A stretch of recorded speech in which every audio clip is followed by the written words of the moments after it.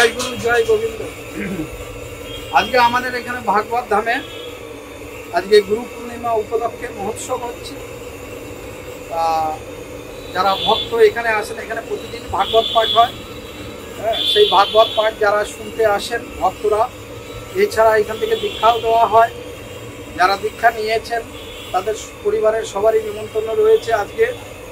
যাই হোক, আমাদের মোটামুটি আজকে 100 থেকে 150 লোকের মধ্যে আয়োজন করা হয়েছে আমার গোবিন্দকে ভোগ লাগানোর জন্য। আমরা ব্যবস্থা করেছি সাধ্যমতো। ভক্তরা যে যার মতো সামর্থ্য মতো এখানে দান করেছেন। তাদের দানে এবং আমি অদম এ করে হোক ব্যবস্থা করেছি, তার অশেষ কৃপায়, ভগবানের অনেক কৃপায়।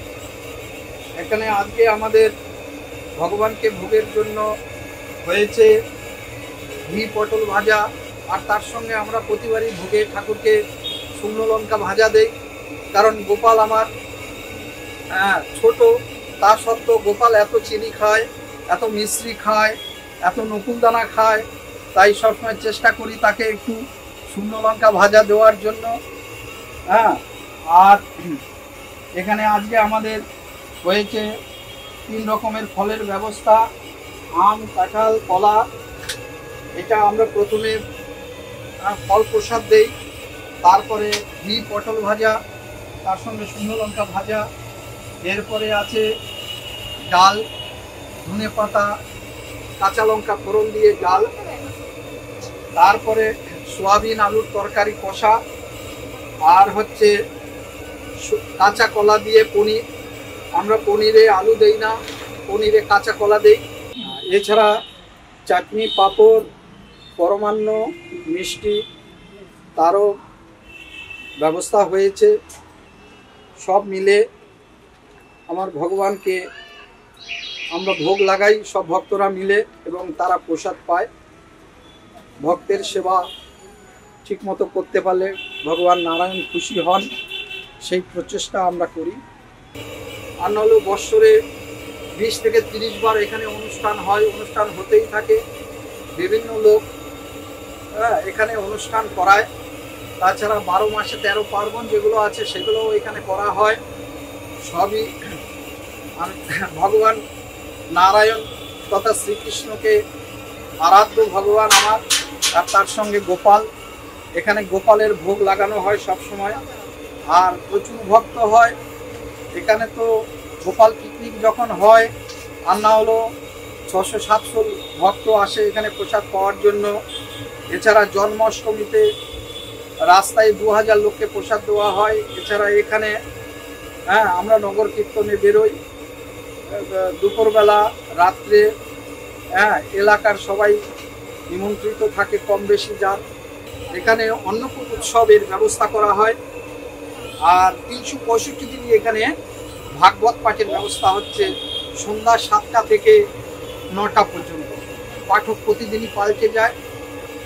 এখানে আমাদের নামই হচ্ছে ভাগবত ধাম। এটা সুকান্তপল্লী, কৃষ্ণপুর মিশন বাজার, সল্ট লেকের 26 নম্বর ওয়ার্ড, বিধাননগর 26 নম্বর ওয়ার্ড। সল্ট লেকের পাশেই, নয়াপট্টির কাছেই আমাদের এই বাড়ি। এখানে বাড়ির নাম রাখা হয়েছে ভাগবত ধাম। ভাগবত ধামে প্রতিদিনই সন্ধ্যা 7টা থেকে 9টা ভাগবত আসর বসে। এখানকার অনেক ভক্তরা তারা অনেকেই আছেন, তারা কম বেশি প্রতিদিনই চেষ্টা করেন এখানে আসার। এছাড়া প্রত্যেক একাদশীতে আমাদের এখানে প্রসাদের ব্যবস্থা থাকে রাত্রে। এই এলাকার যারা একাদশী পালন করেন তারা আসেন। তো এই কাছাকাছি আপনারাও যদি পারেন এখানে আসার চেষ্টা করবেন। এছাড়া বিভিন্ন অনুষ্ঠান এখানে হতেই থাকে। আমি নিজে একজন ভগবানের চরণে, আমার নারায়ণের চরণে, তারই আশীর্বাদে যাই হোক একটু অদ্ভুত ভাগবত পাঠ করে থাকি বিভিন্ন পশ্চিমবঙ্গের বিভিন্ন জায়গায় 1 টাকা দক্ষিণার মাধ্যমে। কারণ ভগবান আমাকে যাই হোক 2টো ডাল ভাতের ব্যবস্থা করে দিয়েছে, সেই কারণে আমি ভাগবতকে বিক্রি করি না। আপনারা চেষ্টা করবেন এখানে যোগাযোগের মাধ্যমে আসতে পারলে খুবই ভালো। বিভিন্ন অনুষ্ঠানে এইখানে আমরা একটা ছোটো মতো রুমও রেখে দিয়েছি। বাইরের কেউ যদি এখানে ভাগবত শ্রবণের জন্য আসে, 2 দিনের জন্য, 1 দিনের জন্য, কোনো অসুবিধা নেই। এটা যোগাযোগ করবেন। Phone number 8617799720। ভাগবত ধাম, আশুতোষ মহারাজ। সকলের প্রতি আমার ভক্তি রইল। গুরুর চরণে আমার প্রণাম। জয় রাধে, জয় শ্রীকৃষ্ণ, জয় গোপাল, জয় গোবিন্দ, জয় রাধে।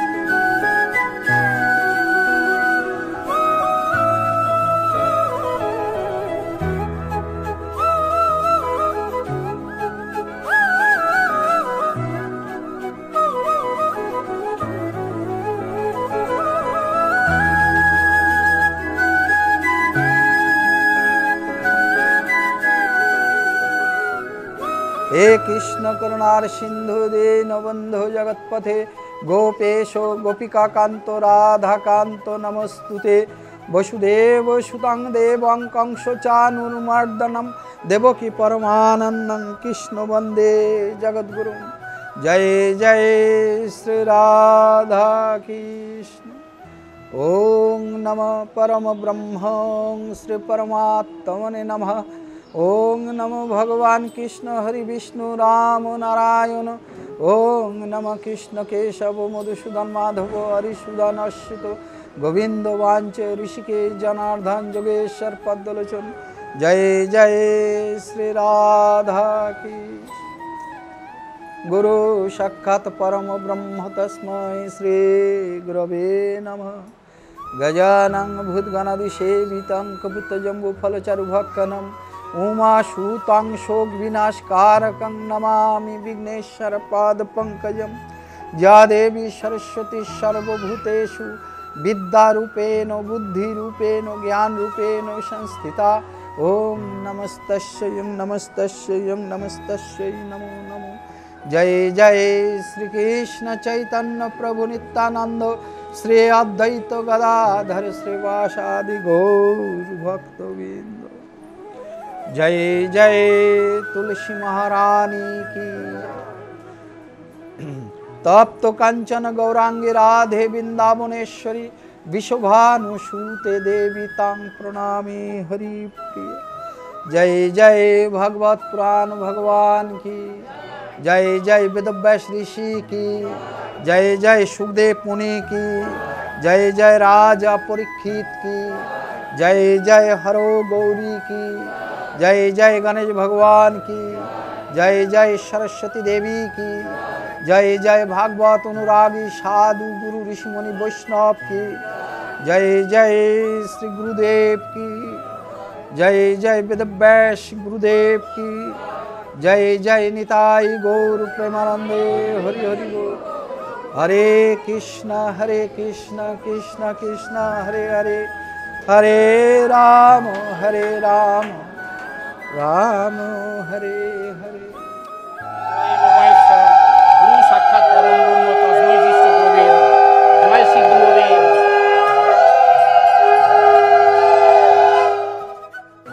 आज गुरु पूर्णिमा। मनुष्य जीवने गुरुर बड़ भूमिका, ताई ना?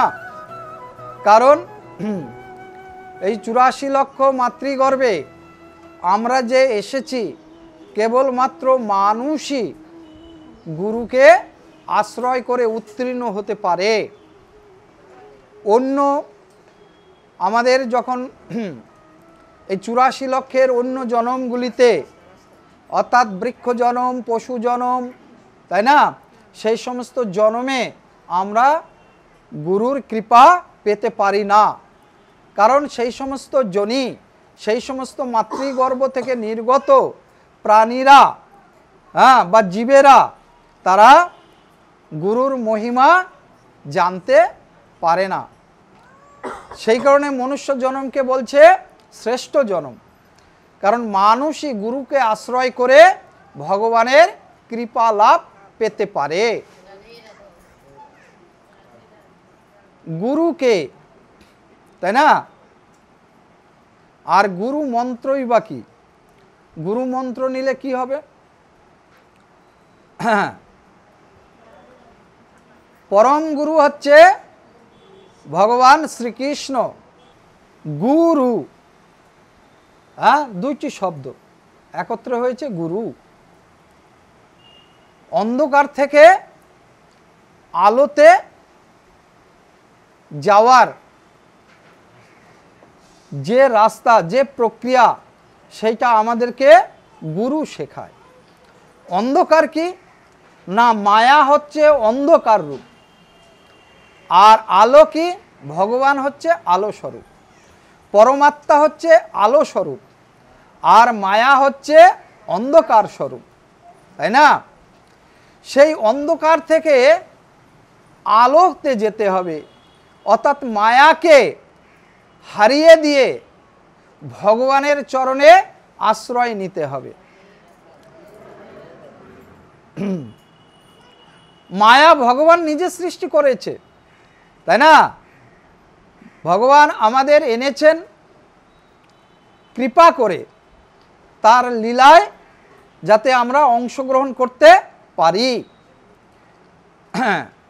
পরমাত্মা তার লোমকূপ থেকে, এক একটা লোমকূপ থেকে 10,000 করে জীবের সৃষ্টি করেছে।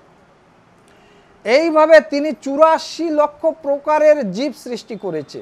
আর সে যে কত হাজার কোটি তার কোনো ইয়ত্তা নেই, বুঝতে পেরেছেন? এই ধরুন একটা পিঁপড়ে এক ধরনের পিঁপড়ে, এরকম 84 লক্ষ মানুষ, পিঁপড়ে, গরু, গাধা, পশু, পাখি, পাখিদের মধ্যে আবার কত রকম, আবার পিঁপড়ে কত রকমের, কোটি কোটি, হ্যাঁ, আমেরিকা বলেন, লন্ডন বলেন, সব জায়গাতে আছে, হ্যাঁ, 3 তলায় আছে, 12 তলায় আছে। তাহলে 84 লক্ষ প্রকারের জীব, আর সংখ্যা কত সে গুণে শেষ হবে না। তাহলে এইরকম তিনি জীব সৃষ্টি করেছেন কেন? লীলা করার জন্য। তাকে লীলা করতে হবে কেন? না, তিনি একা একা থাকতে ভালোবাসেন না, বুঝতে পেরেছেন? তাই নিজেকে তিনি বহু রূপে প্রকাশ করেছেন। একা একা তার ভালো লাগে না। যখন ব্রহ্মার রাত শেষ হয়ে দিন আসবে, তখন ভগবান কি করে? এইভাবে 84 লক্ষ জীবকে প্রকট করে, কারণ লীলা খেলা আরম্ভ হবে। কি হবে? লীলা খেলা আরম্ভ হবে। আমাদের উনি এই লীলার সাথী করেছে, কৃপা করে আমাদেরকে নিয়ে এসছে ভগবান। 84 লক্ষ জীবের মধ্যে মনুষ্য জীবন আমরা 4 লক্ষ বার পাব, 9 লক্ষ বার জলজ প্রাণী হব, 10 লক্ষ বার খেচর হব, 11 লক্ষ বার কীটপতঙ্গ হব, 20 লক্ষ বার গাছপালা হব, 30 লক্ষ বার চতুর্ভুজ প্রাণী হব, 4 লক্ষ বার মানুষ হব। আপনি ভাববেন না যে আপনি এবার মারা গেলেই আপনার সব শেষ হয়ে গেল, না, আমাদের কোটি কোটি জন্ম হয়ে গেছে। এই যে 84 লক্ষ প্রকারের জীব, এ আমরা হয়েছি। পোকা মাকড়, সাপ, কুমির, ব্যাঙ, হ্যাঁ, হয়েছি, আবার হয়তো হব। কিন্তু আমরা উদ্ধার নেই। আমাদের উদ্ধার কখন হবে? যখন ভগবান আমাদের নিয়ে এসেছিলেন, তখন তিনি তো আমাদের পবিত্রভাবে এনেছিলেন। কিন্তু আমরা এসে কি করেছি? ভগবানকে ডাকিনি, তাই না? তার সৃষ্টি মায়া, তাকে ভালোবেসে পাপে পরিণত হয়েছি। পুত্র, কন্যা, বাড়ি, ঘর, জায়গা, জমি, এগুলোকে ভালোবেসেছি। অথচ এগুলো আমার কেউ নয়, এগুলো আমার সঙ্গে যাবে না। অথচ এদের প্রতি আমাদের মন পড়ে আছে। যে আমাদের আসল বাবা মা, সে পরমাত্মা, তার কথা আমরা কোথায় চিন্তা করি? চিন্তা করি না। তাকে ডাকার কথা, তারই সেবা পূজা করার কথা, সেইটা না করে তার সৃষ্টি মায়া, ভগবান যেমন আমাদের নিয়ে এসছে 84 লক্ষ জীবকে, তার তটস্থ শক্তি দ্বারা আর তার বহিরঙ্গের শক্তি দ্বারা সে এই মায়া সৃষ্টি করেছে। মায়ার দেবী হচ্ছে মা দুর্গা, বুঝতে পারছেন? এই বসুন্ধরা, হ্যাঁ, মায়া। মায়া আমাদের মন কে নিয়ে যায়? চুরি করে কে নেয়? মায়া। মায়া মৃত, মায়াকে দেখা, হ্যাঁ, মায়া কি আছে? মৃত। মায়া যখন মন ভগবানের দিকে ধাবিত না হয়ে অন্য কারো প্রতি ধাবিত হয়, তখন বুঝতে হবে আমাকে মায়ায় ধরেছে। এখানে বসে আছি, ছেলে আমেরিকায় আছে, তার কথা মনে পড়ছে, হ্যাঁ, মন মুহূর্তের মধ্যে চুরি হয়ে যায়। কে চুরি করে নিয়ে যায়? তাই না? মায়া মন চুরি করে নিয়ে যায়। যে আমার আসল পিতামাতা, তার কথা ভাবি না। তাকে ডাকা আমাদের দরকার, তার কাছে আমি ঋণী, তার গুণকীর্তন করতে হবে। সেইটা না করে আমরা মায়ার গুণকীর্তন করছি। সেই কারণে আমাদের কি হবে? বারবার জনম আর বারবার মরণ। কিন্তু আমি উদ্ধার হতে পারছি না। আপনার আমার, শুনে রাখুন, ভগবান বিষ্ণু বা নারায়ণ যেদিন এসেছিলেন, একসঙ্গে আমরা এসেছি। ভগবান নারায়ণ মানে যার নাম হচ্ছে বিষ্ণু, যার নাম হচ্ছে হরি, তিনি যেদিন এসেছেন লীলা খেলা করতে, আমরাও তার সাথী হয়ে এসেছি। কৃপা করে আমাদেরকে নিয়ে এসেছে। এত কোটি কোটি জনম চলে গেছে, তাও আমরা উদ্ধার হতে পারিনি। উদ্ধার হওয়া কাকে বলে মা? হ্যাঁ, মোক্ষ লাভ। সে মোক্ষ লাভ হতে আমার এখনো হয়নি। আমি পুরনো পাপী, কত কোটি কোটি জনম ওই পাখি, গাছ, হ্যাঁ, বনের পশু সব হয়েছি, আরও না জানি কতবার হব, উদ্ধার হতে পারছেন, মোক্ষ লাভ আমার হচ্ছে না। মোক্ষ লাভ কি? আমি যেখান থেকে এসেছিলাম, হ্যাঁ, আবার সেইখানে প্রবেশ করে যাওয়ার নাম হচ্ছে মোক্ষ লাভ। আমি কোথা থেকে এসেছিলাম? ভগবানের থেকে, পরমাত্মা থেকে, তার লোমকূপ থেকে। কিন্তু মৃত্যুর পরে তার মধ্যে আবার ঢুকে যেতে চাই, কিন্তু তিনি গ্রহণ করবেন না। কেন? না, আমার গায়ে অজস্র পাপ লেগে আছে। এই যে বারবার জন্মেছি, মরেছি, আর কি করেছি? মায়ার দ্বারা আবদ্ধ হয়ে মায়াকে ভালোবেসেছি, একে ঠকিয়েছি, চুরি করেছি, এই করেছি, সেই করেছি। তার দ্বারা কি হয়েছে? আমার আত্মা ছিল শুদ্ধ, কিন্তু সেই আত্মা আজকে বারবার জনম, বারবার মরণ, এইভাবে আমার চলছে, বুঝতে পারছেন? আর সেই পাপ আমার গায়ে লেগে আছে, সেই কারণে আমি উদ্ধার হতে পারছি না। তাহলে উদ্ধার কি করে হব? না, সেই পাপ আমাকে কি করতে হবে? নাশ করতে হবে। তাই পাপ আমি কি করে নাশ করব? এই কোটি কোটি জনমের পাপ। পাপ দুইভাবে নাশ হবে। এক, ভগবানের নাম কীর্তন করলে, তার সেবা করলে, হ্যাঁ, তাহলে আমার পাপ কাটবে, বুঝতে পেরেছেন? আর একটা পন্থা হচ্ছে কি? শাস্তি। গীতায় অনেক রকম শাস্তির কথা বলা হচ্ছে। আত্মাকে গরম তেলে ভাজছে, করাত দিয়ে কাটছে, তাই না? কত কষ্ট। এইভাবে শাস্তি দিয়ে আমাকে একটু হালকা করে দেয়, আবার কোনো নিম্ন জনিতে পাঠাবে, আত্মা আর উঠতে পারছে না, হ্যাঁ, তখন তাকে শাস্তি দিয়ে পাপ কিছুটা লাঘব করে আবার অন্য জনিতে, অন্য মাতৃগর্ভে তাকে পাঠায়। এইভাবে আমার জনম জনম, কত জনম যে কেটে গেছে, তাই না? তাই অন্যান্য জনমে 84 লক্ষর মধ্যে এই যে 4 লক্ষবার মানব জন্ম পাবো, শুধু সেইবারই আমি গুরুকে ধরতে পারবো। অন্য জন্মে আমি গুরুকে, গরু সে গুরুকে চিনবে কি করে, ধরবে কি করে? আর গুরু না ধরলে কি নেই, আমার মুক্তি সহজে হবে না। কি করে হবে? আমাকে তো রাস্তা চিনিয়ে দিচ্ছে গুরু, তাই না? গুরুদেব তিনি কি করছেন? হ্যাঁ, অন্ধকার থেকে আমাকে আলোতে নিয়ে যাচ্ছেন। আলো হচ্ছে ভগবান, তাই না? তাই এই অন্ধকার থেকে আলোতে নিয়ে যাওয়া, এটা কার কাজ? গুরুদেবের কাজ। হ্যাঁ, কিভাবে এলো দেখুন না, ভগবান নিজের শক্তি, নিজের ক্ষমতা, সেইটা তিনি নিজে প্রকাশ করলেন, নিজের ঢোল নিজেই ফাটালেন যে আমিই সব, তাই না? কিভাবে? তার প্রথম পুত্র, ভগবানের প্রথম পুত্রকে, নারায়ণের, ভগবান ব্রহ্মা, তাই না? ভগবানের নাভি পদ্ম থেকে কে এসেছে? ভগবান ব্রহ্মা। তাই ভগবানের এই বিভূতি শক্তির কথা, যে তিনিই সব, তার থেকেই আমরা এসেছি, আমরা তো কেউ জানতাম না তার কথা। তাই ভগবান নিজেই তার পুত্রকে বলেছে, অর্থাৎ ভগবান ব্রহ্মাকে বলেছে, পরমেশ্বর ভগবান তার পুত্রকে নাভি পদ্ম থেকে, হ্যাঁ, যখন ভগবান ব্রহ্মা এলেন, তখন তিনি বললেন তপ করো, তপ করো, তপ করো, অর্থাৎ ভগবানের আরাধনা করো, বাস হয়ে গেল দীক্ষা। তাহলে ভগবান আগে তার পুত্রকে দিয়েছে। কি বললাম বুঝতে পারছেন? 4টি শ্লোকে কি করেছে? বেদব্যাস, তাই না? বেদব্যাসকে 4টি শ্লোকে এই কথা জানিয়েছিল কে? বেদব্যাসের গুরু আমাদের নারদ মুনি, তাই না? নারদ মুনি কোত্থেকে জেনেছেন এই ভগবানের কথা? তার বাবা ব্রহ্মা থেকে। ভগবান ব্রহ্মা আবার কোত্থেকে জানলেন? না, তার পিতা নারায়ণ থেকে, বিষ্ণু থেকে, কৃষ্ণ থেকে। যিনি নারায়ণ তিনিই বিষ্ণু, তিনিই কৃষ্ণ, তিনিই হরি। তাইলে ভগবানের কথা ভগবান আগে জানালেন তার পুত্র ব্রহ্মাকে।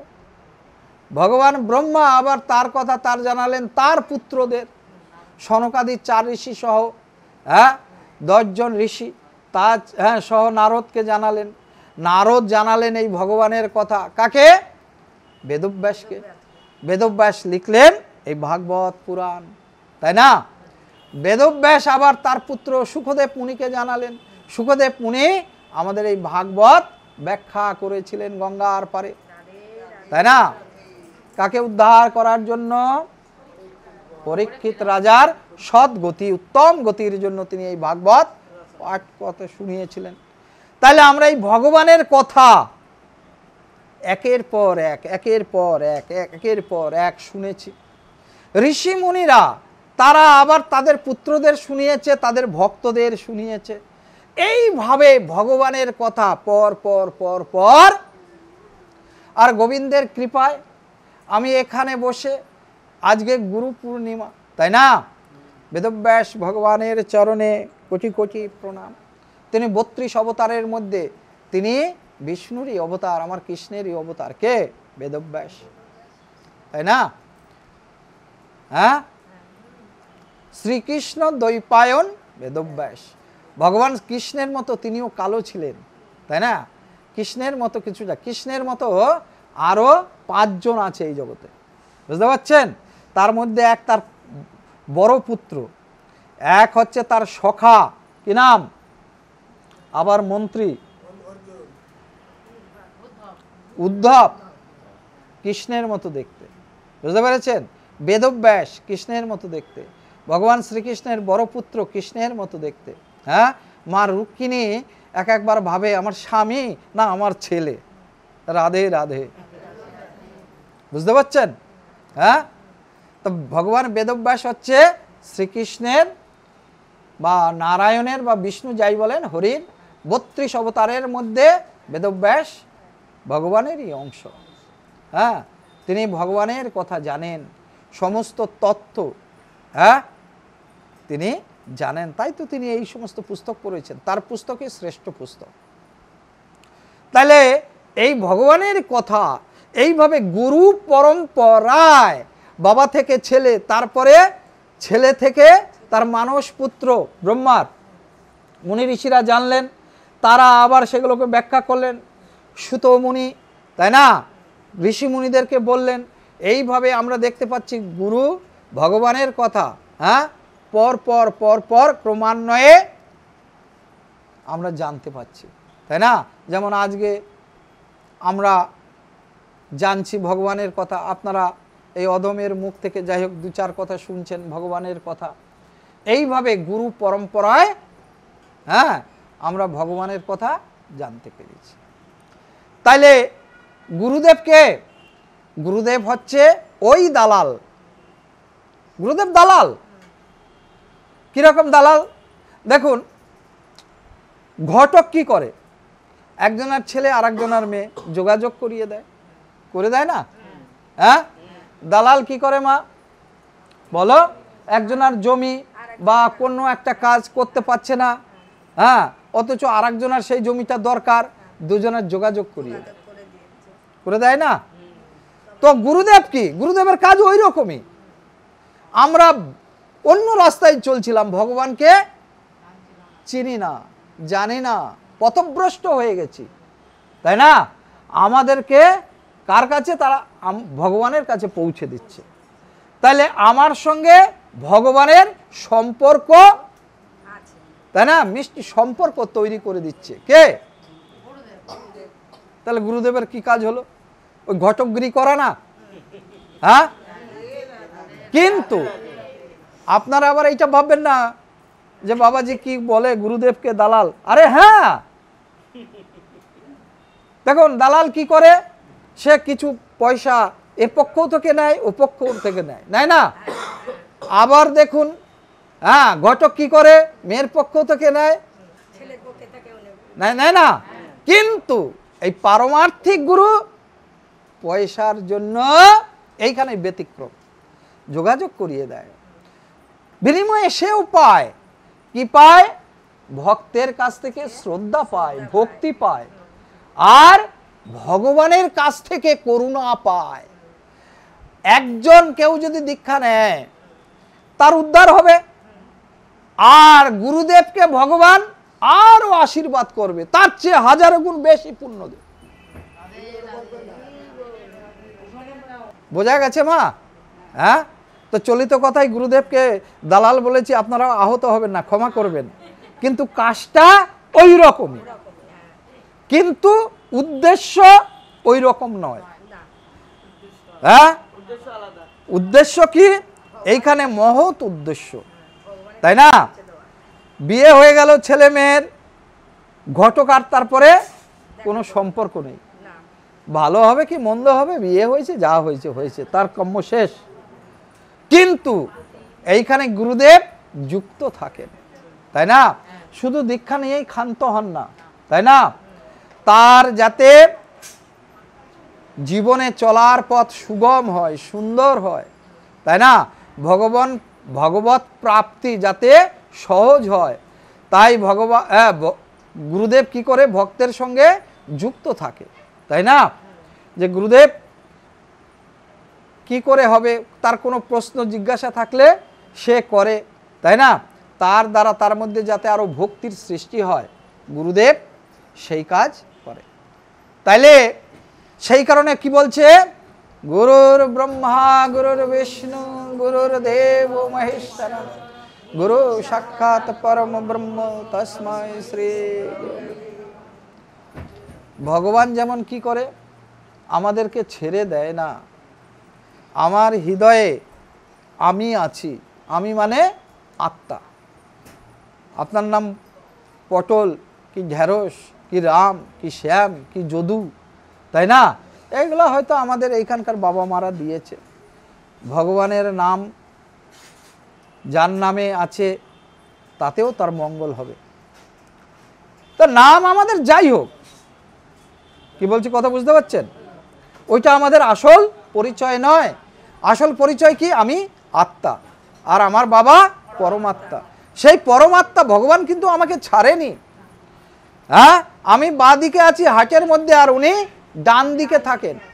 ওই যে নর্দমার পোকা, ওর মধ্যেও এক প্রাণী আছে, আর ভগবানও আছে ওর মধ্যে। বাবা ঈশ্বর আমাকে কোনোদিন ছাড়েনি। আমি যতই পাপ করেছি সে সঙ্গে ছিল, বলল তোর কর্মফল তোকে ভোগ করতে হবে। কি বলছি কথা বুঝতে পেরেছেন? গুরুকে এই কারণে ভগবানের তুল্য বলা হয়। কেন? গুরুও আমাকে পরিত্যাগ করে না, গুরু তার শিষ্যকে পরিত্যাগ করে না। সেও ভগবানের মতো সবসময় বলে তোর হিত করার জন্য আমি আছি। তাই গুরুকে ভগবান তুল্য বলা হয়। যখনই শিষ্যের মনে কোনো জিজ্ঞাসা আসে, সেইটা গুরুদেব সমাধান করে দেয়। কি বলছি মা, বুঝতে পেরেছেন? তাহলে গুরু কি? গুরু ভগবান তুল্য। ভক্তরা শিষ্যরা গুরুকে কিভাবে ভাববে? না, গুরুতে আর ভগবানে তফাৎ নাই, গুরুই হচ্ছে সাক্ষাৎ ভগবান, তাই না? কিন্তু সেইটা ভেবে গুরুদেবের আনন্দ বা অহমিকা হওয়া উচিত না। গুরু ভাববে কি? আমি ভগবানের দাস। ভক্ত কি ভাববে? হ্যাঁ, শিষ্য কি ভাববে? যে গুরু হচ্ছে ভগবান তুল্য। শিষ্য যখন গুরুকে প্রণাম করে, তখন গুরুদেব কি বলে? জয় রাধে বা জয় শ্রীকৃষ্ণ। এইটা বলে সেই প্রণাম কোথায়? তার চরণে পাঠিয়ে দেয়। কি বলছি কথা বুঝতে পেরেছেন? হ্যাঁ, তাইলে গুরু তার শিষ্যের কাছে ভগবান তুল্য, কিন্তু গুরু নিজেকে ভগবানের দাস বলেই ভাববে। তাইলে গুরুর মনে অহমিকা আসবে না। বলো রাধে রাধে। তাহলে গুরুর কাজ হচ্ছে কি? আমাদেরকে ধরে ধরে অন্ধকার থেকে আলোতে নিয়ে যাওয়া। ভগবান হচ্ছে আলো স্বরূপ, আমরা অন্ধকারে পড়ে আছি। অন্ধকার মানে মায়া। আমরা মায়ার টানে, বুঝতে পারছেন? এই জনম কোটি কোটি জনম ধরে একবার জন্মাচ্ছি মরছি। মা, আমাদের মৃত্যু নাই, আমাদের কি আছে? আমরা শরীর পাল্টাই। জামা পাল্টানোর মতো, আপনি যেমন স্নান করে অন্য জামা পরলেন, সেই রকম আমি এখন এই জামাটা পরে আছি। ও মা, এই মানুষের জামাটা পরেছি, এরপরে মরে জানি না গোবিন্দ কোথায় পাঠাবে। যদি পশুকুলে পাঠায় হয়তো পশু হব, যদি আবার কোনো পুণ্য করে থাকি, যদি কোনো ভক্তের বাড়িতে পাঠায়, বলো রাধে রাধে, তাহলে সেই বাড়িতে ভক্ত হয়ে জন্মাবো। তাহলে আমাদের মৃত্যু নাই, আমাকে গুলি করে মারা যাবে না, আগুনে পুড়িয়েও মারা যাবে না। মারা যাবে কাকে মা? এই দেহটাকে। আমি এই দেহ নই। রামকৃষ্ণ পরমহংসদেবের ক্যান্সার হয়েছিল গলায়, শিষ্যরা এসে বড় কান্নাকাটি করে, বাবা খুব কষ্ট হচ্ছে। আর প্রভু কি বলছে? আমার রামকৃষ্ণ পরমহংসদেব, তাই না, তিনি বলছেন আমার কেন কষ্ট হবে? কষ্ট হচ্ছে এই শরীরে, আমি তো এই শরীর নই। এই শরীর তো আমাকে ত্যাগ করে চলে যেতে হবে। আমি কি এই শরীর? হ্যাঁ, এই শরীরে কত কি ঘটে, বদলায় এই শরীর। এই শরীর কি করে? বদলায়। ছোটবেলা একরকম ছিল, একটু বয়স বাড়ার সঙ্গে সঙ্গে অন্যরকম হবে, আরও যৌবনে একরকম হবে, হ্যাঁ, বৃদ্ধ বয়সে আর এক রকম হবে। তাহলে এই চুল, এই দাঁত, এগুলো কি আমার নাকি? হ্যাঁ, এগুলো আমার নয়, আমি এদের নই। আমি আশ্রয় করেছি, আমার আত্মা এই দেহকে আশ্রয় করে আছে। এই দেহ আমি নই। মা বাবার এক বীর্য, এক ডিম্ব দ্বারা আমি সৃষ্টি হয়েছি। আলো বাতাস জল মাটি, এই পঞ্চভূত দ্বারা আমার এই শরীর গঠন হয়েছে। আমি যখন চলে যাব এই দেহ পড়ে থাকবে, পচনশীল। কিন্তু আমরা ভুল করে এই দেহকেই আপন ভেবেছি। হ্যাঁ, এই দেহকে আপন ভেবেছি। এই দেহকেই আপন ভেবে আমরা কি করেছি? এর পরিচর্যা করি। আর এই দেহের মধ্যে যিনি আছেন তাকে ভুলে গেছি। হ্যাঁ, এই আমার আত্মার, এই দেহের মধ্যে দুইজন আছে, আমি আর আমার বাবা, আত্মা আর পরমাত্মা, তাই না? আত্মার একটা আশ্রয় চাই, শরীর চাই, ঠিক আছে, এবং সেই শরীরেরও পরিচর্যা চাই, তাও ঠিক আছে। কিন্তু অর্থাৎ আমার নাওয়া খাওয়া, তাই না, স্নান করা, এগুলোও তো আমাকে করতে হবে, তা নাহলে এই শরীর বাঁচে কি করে? আমি তো, আমার তো শরীরের মধ্যেই আত্মা আছে, আর শরীর আমার সুস্থ না থাকলে আমি ভজন করব কি করে? কিন্তু সেইটা যেন আমার পরমাত্মাকে ভুলে গিয়ে এই আত্মার পিছনে যদি আমরা সর্বক্ষণ এই হেমানি হামানি লাগাই, বুঝতে পারছেন, পরমাত্মাকে ভুলে, তাহলে আমার মস্ত বড় ভুল হয়ে যাবে। তাহলে আমি শুধু এই শরীরটাকেই পরিচর্যা করলাম, আর শরীরের ভিতরে যিনি আছেন, হ্যাঁ, তার আমরা সেবা যত্ন যদি না করি, তাহলে জন্ম আবার বিফল, আবার জন্মাবো কর্মফল অনুযায়ী। ভাইকে ঠকিয়েছি, বোনকে ঠকিয়েছি, তাই না, মা বাবাকে ঠকিয়েছি, একে খুন করেছি, ওকে এই করেছি, এই করেছি। এইগুলো হচ্ছে মায়া। এই মায়ার দ্বারা আবার জন্ম হবে। হ্যাঁ, এইভাবে কোটি কোটিবার আমার জন্ম হয়েছে। আপনি ভাববেন না আপনি এইবারই মানুষ হয়েছেন, আবার মরে গিয়ে কিছু হবেন না। ও বাবা, হ্যাঁ, এই খেলা চলছে জামা পাল্টানোর মতো, সকালে একটা বিকালে একটা। এবার মনুষ্য জন্ম, না জানি পরের বার কি হবে, গোবিন্দ জানে। 84 লক্ষ বার মানব জন্ম হবে। 84 লক্ষের মধ্যে 4 লক্ষ বার মানব জন্ম পাবো। তা মানব জন্ম যখন যখন পাবো, তখন তখন কি করতে হবে? ওমা, তোমাদের যেদিন ছুটি হয় সপ্তাহে, কি করো? জামা কাপড় কাচো না সার্ফ দিয়ে? তো হরির নাম হচ্ছে ওই সার্ফ। যখন যখন মানব জন্ম পাবো, ওই কাচতে আরম্ভ করতে হবে। কি কাচবো? কি কাচবো? মনকে। ওই যে পাপ লেগে আছে, কোটি কোটি জন্ম ধরে জন্মেছি আর পাপ করেছি, ভগবানকে না ডেকে মায়ার কোলে ঢলে পড়েছি। পুত্র কন্যা, ছেলে মেয়ে, বাড়ি ঘর। হ্যাঁ, কিছু কিছু ঘরে তো দেখি কুত্তাকে ভালোবাসে, মা ভগবানকে ভালোবাসে না, ভগবানের দিকে তাকিয়েও দেখে না। কুত্তার কি পরিচর্যা, আহারে, তাই না? তো তাকে ভগবান আবার পাঠাবে না? চলায় চলায় খুব, হ্যাঁ, কুত্তার জন্ম, কুত্তার খুব সেবা করেছিস। সেবা করা খারাপ তা নয়, সব পশুকে ভালোবাসতে হবে, সব জীবকে ভালোবাসতে হবে, কারণ তারা আমার ভাই বোন। আমাদের বাবা একজন, ওই কুত্তারও বাবা যে আমারও। আমি আমার কর্মফলে, আপনারা নিশ্চয়ই কর্মফল ভালো করেছেন, আবার মানব জন্ম হয়েছেন। তার থেকেও সবচেয়ে বড় কথা, আপনি ভাগবত পাঠ শুনতে এসেছেন। যারা মনুষ্য জন্ম পেয়েও ভগবানের কথা শ্রবণ করে না। ওর সঙ্গে কুত্তার, ওর সঙ্গে পশুর কোনো তফাৎ নেই। পশু কি করে মা? যা করে ও তো তাই করে। হ্যাঁ, পশু সকাল হলেই খাবার খোঁজে, খোঁজে না? পশু পাখি তাদের ওইটা মেইন কাজ, খাবার খেতে হবে। তারপরে কি করে পশু? নিদ্রা, তাই না? নিদ্রা যায়। তারপরে কি করে? জনন ক্রিয়া বা প্রযোজন, তার মতো সন্তান উৎপাদন করে। আর কি করে? আত্মরক্ষা, তাকে সবসময় সাবধানে থাকতে হয়, কখনো বাঘ হরিণের ঘাড় না ধরে, তাহলে তাকে আত্মরক্ষা করতে হয়। পশুর মধ্যে এই চারটা গুণ, এই চারটা গুণ দেখা যায় বা বৈশিষ্ট্য দেখা যায়। মানুষ এই চারটার চেয়ে আরো ভয়ঙ্কর, বুঝতে পারছেন? হ্যাঁ, মানুষ এই চারটা তো তার মধ্যে আরো প্রবল, ওই পশুরাও লজ্জা পেয়ে যায়।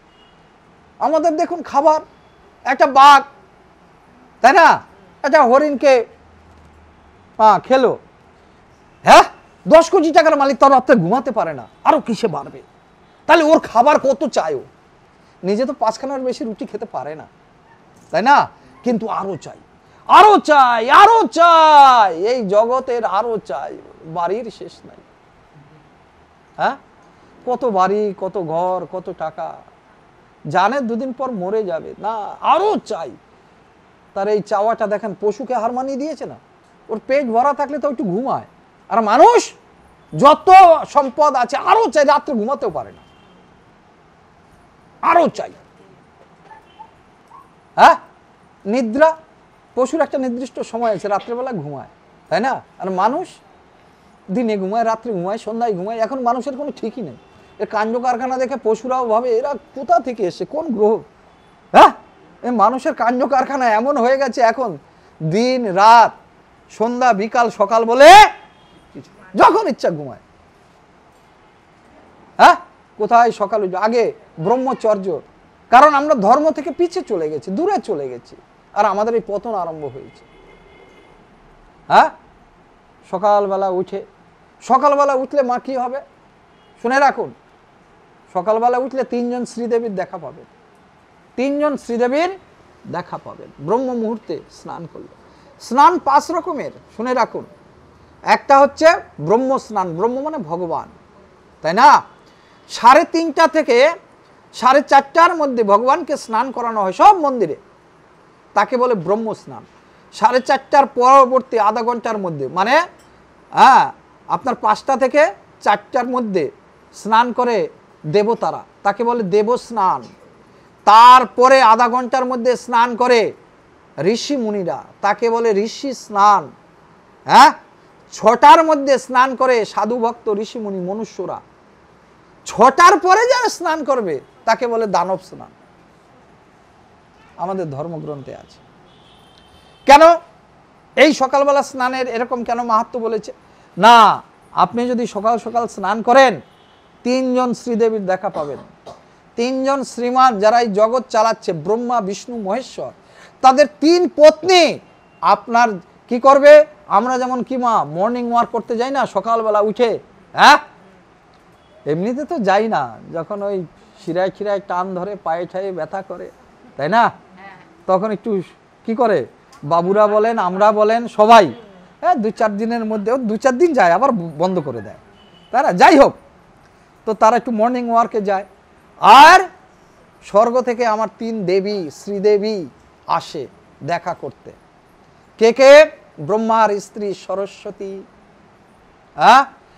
ভগবান বিষ্ণুর স্ত্রীকে মা লক্ষ্মী, আর মহেশ্বরের স্ত্রীকে মা পার্বতী, তাই না? এই 3জন তো এই জগৎ চালাচ্ছে।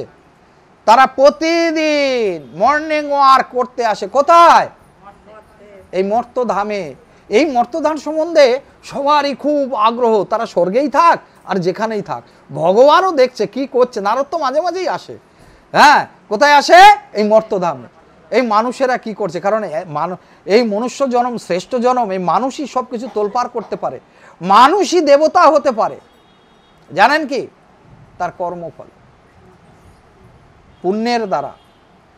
হ্যাঁ, এমন সাধন ভজন করবে, ভগবান এক একটা পোস্ট দেবে। ধ্রুব ধ্রুব তারা হয়ে আছে, আছে না? হ্যাঁ হ্যাঁ, সব মুনি ঋষিরা এক একজনে কত কত বৎসর হ্যাঁ রাজত্ব করে গেছে, তপ করে গেছে ভগবানের আশীর্বাদে। 7 জন চিরঞ্জীবী আছে ভগবানের আশীর্বাদে। হ্যাঁ, তা যাই হোক, এই 3 শ্রীদেবী আসবে আপনি যদি সকালবেলা স্নান করতে পারেন, হ্যাঁ সকাল 6টার আগে। আমরা যেহেতু সাধারণ মানুষ, তাই না, ব্রহ্ম মুহূর্ত কাকে বলে মা? না, সূর্য ওঠার 1 ঘন্টা 36 মিনিট আগের মুহূর্তকে বলে ব্রহ্ম মুহূর্ত। হ্যাঁ, তার 48 মিনিট পর্যন্ত আপনি গ্রহণ করতে পারেন, তার মধ্যে স্নানাদি করবেন, তাহলেই হবে। হ্যাঁ, তাহলে করলে কি হবে? 3 শ্রীদেবী আসবে, জালনা দিয়ে আমার ঘরের দিকে তাকাবে।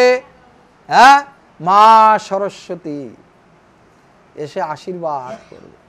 আহা, হ্যাঁ দেখুন, মা সরস্বতী কি আশীর্বাদ করবেন? তিনি কে? হ্যাঁ, বিদ্যা বুদ্ধি জ্ঞানের অধীশ্বরী, তাকে ছাড়া কিছু হবে না। মা সরস্বতী, ভগবান ব্রহ্মা তার সৃষ্টিকে অক্ষুণ্ণ রাখার জন্য তার মানস কন্যা এই সরস্বতীকেই তিনি নিজে বিয়ে করেছেন। যে সরস্বতী না হলে, বিদ্যার দেবী না থাকলে, জ্ঞান বুদ্ধি না থাকলে আমি এই সৃষ্টিকে সুন্দরভাবে পরিচালনা করতে পারবো না। মা সরস্বতী আসবেন, জানলা দিয়ে তাকাবে। ভগবানের তাকানো কি? আপনার ঘরে ঢুকে আপনার সঙ্গে কথা বলবে যে তুমি ব্রহ্ম মুহূর্তে চান করছো, ইক্ষণ সে দূর থেকে দৃষ্টিপাত করবে। তাতেই কি হবে? এই বাড়িতে বুদ্ধি বিদ্যা জ্ঞানের সঞ্চয় হবে। যে ছাত্র ছেলে মেয়েরা এই বাড়িতে জন্মাবে, তাই না, আছে, তারা যদি ব্রহ্ম মুহূর্তে স্নান করে, তার কাছে অগাধ সময় সকাল থেকে একটা সাবজেক্ট 5টা সাবজেক্ট পড়তে পারবে। আর যদি ঘুম থেকে 12টার সময় ওঠে, ও কি পড়াশোনা করবে? আপনি বলবেন রাত্রে পড়বে, তাই না? হ্যাঁ, তাহলে সকালে কে আসবে? সরস্বতী। তার আয় উন্নতি হবে তো। আমরা যখন হোস্টেলে জীবনে ছিলাম, রাত এরকম 4:30টার সময় উঠতে হতো, তখন হারকেন নিয়ে হ্যাঁ প্রার্থনা করতাম, তাই না? সকালে কত একটা আনন্দ ছিল, ফুর্তি ছিল। আর এখন ছেলে মেয়ে যখন ঘুম থেকে উঠে বলে দূরে যা, দূরে দূরে দূরে থাক, মুখ থেকে গন্ধ ছাড়বে। 12টার সময় উঠেছিস, হ্যাঁ, কথাবার্তা বলতেও ভালো লাগে না, শ্রদ্ধা লাগে না, ভক্তি লাগে না, কোথায় যেন সব হারিয়ে গেছে। বুঝতে পারছেন? তাহলে কি হলো? মা সরস্বতী আসবে, আশীর্বাদ করে যাবে। আর যদি আপনি 6টার সময় ওঠেন, সারাটা দিন আপনার কাছে, আপনি ব্যবসা করবেন, উন্নতি হবে, হবে না? হ্যাঁ, আপনি অফিসে যাবেন, আপনার কাছে কত সময়, সব কিছুতে আপনার কাজকর্ম সব ভালো হবে যদি আপনি সকালে ওঠেন, হবে না মা? হ্যাঁ, বুদ্ধি জ্ঞান সবই আপনার ভালো হবে। সরস্বতী আশীর্বাদ। 2 হচ্ছে মা লক্ষ্মীর আশীর্বাদ। কার আশীর্বাদ? দ্বিতীয় শ্রীদেবী, নারায়ণের বউ লক্ষ্মী দেবী। ওই 3 জন একসঙ্গে আসে। তিনিও ইক্ষণ করা মাত্র তিনি দেখবেন সকালবেলা জালনা খুলেছে, সুন্দর বাতাস বইছে, তাই না? এই ঘর তো পবিত্র, ঘরে ধোয়া মোছা হয়েছে, হ্যাঁ, ধূপ ধোনা হয়েছে, ক্যাসেট বাজছে ভগবানের। এখন তো ক্যাসেট বাজে, আগে আমরা নাম কীর্তন করতাম, তাই না? কি বলছি বুঝতে পারছেন? ওই মা লক্ষ্মী ইক্ষণ মানে তার দৃষ্টিপাত হওয়া মাত্রই আপনার ঘরের উন্নতি হবে। ব্যবসা করবেন, বাণিজ্য করবেন, আপনার কাছে সময় কত, চাকরি করবেন, কাজে যাবেন, হ্যাঁ, অনেকে ট্রেন ধরতে দেরি হয়ে যায়, এ করতে, কারণ কি? দেরি করে ঘুম থেকে ওঠে। তাহলে আপনি যদি সকালবেলা ঘুম থেকে উঠবেন, আপনার অর্থনৈতিক উন্নতিও হবে। 3 হচ্ছে কি? হ্যাঁ, উঠে বস, উপরে উপরে সব বস। মা পার্বতী, হ্যাঁ, তিনি কে? মা পার্বতী কে? মায়ার দেবী, শক্তি, তাই না? তিনিও আশীর্বাদ করবেন।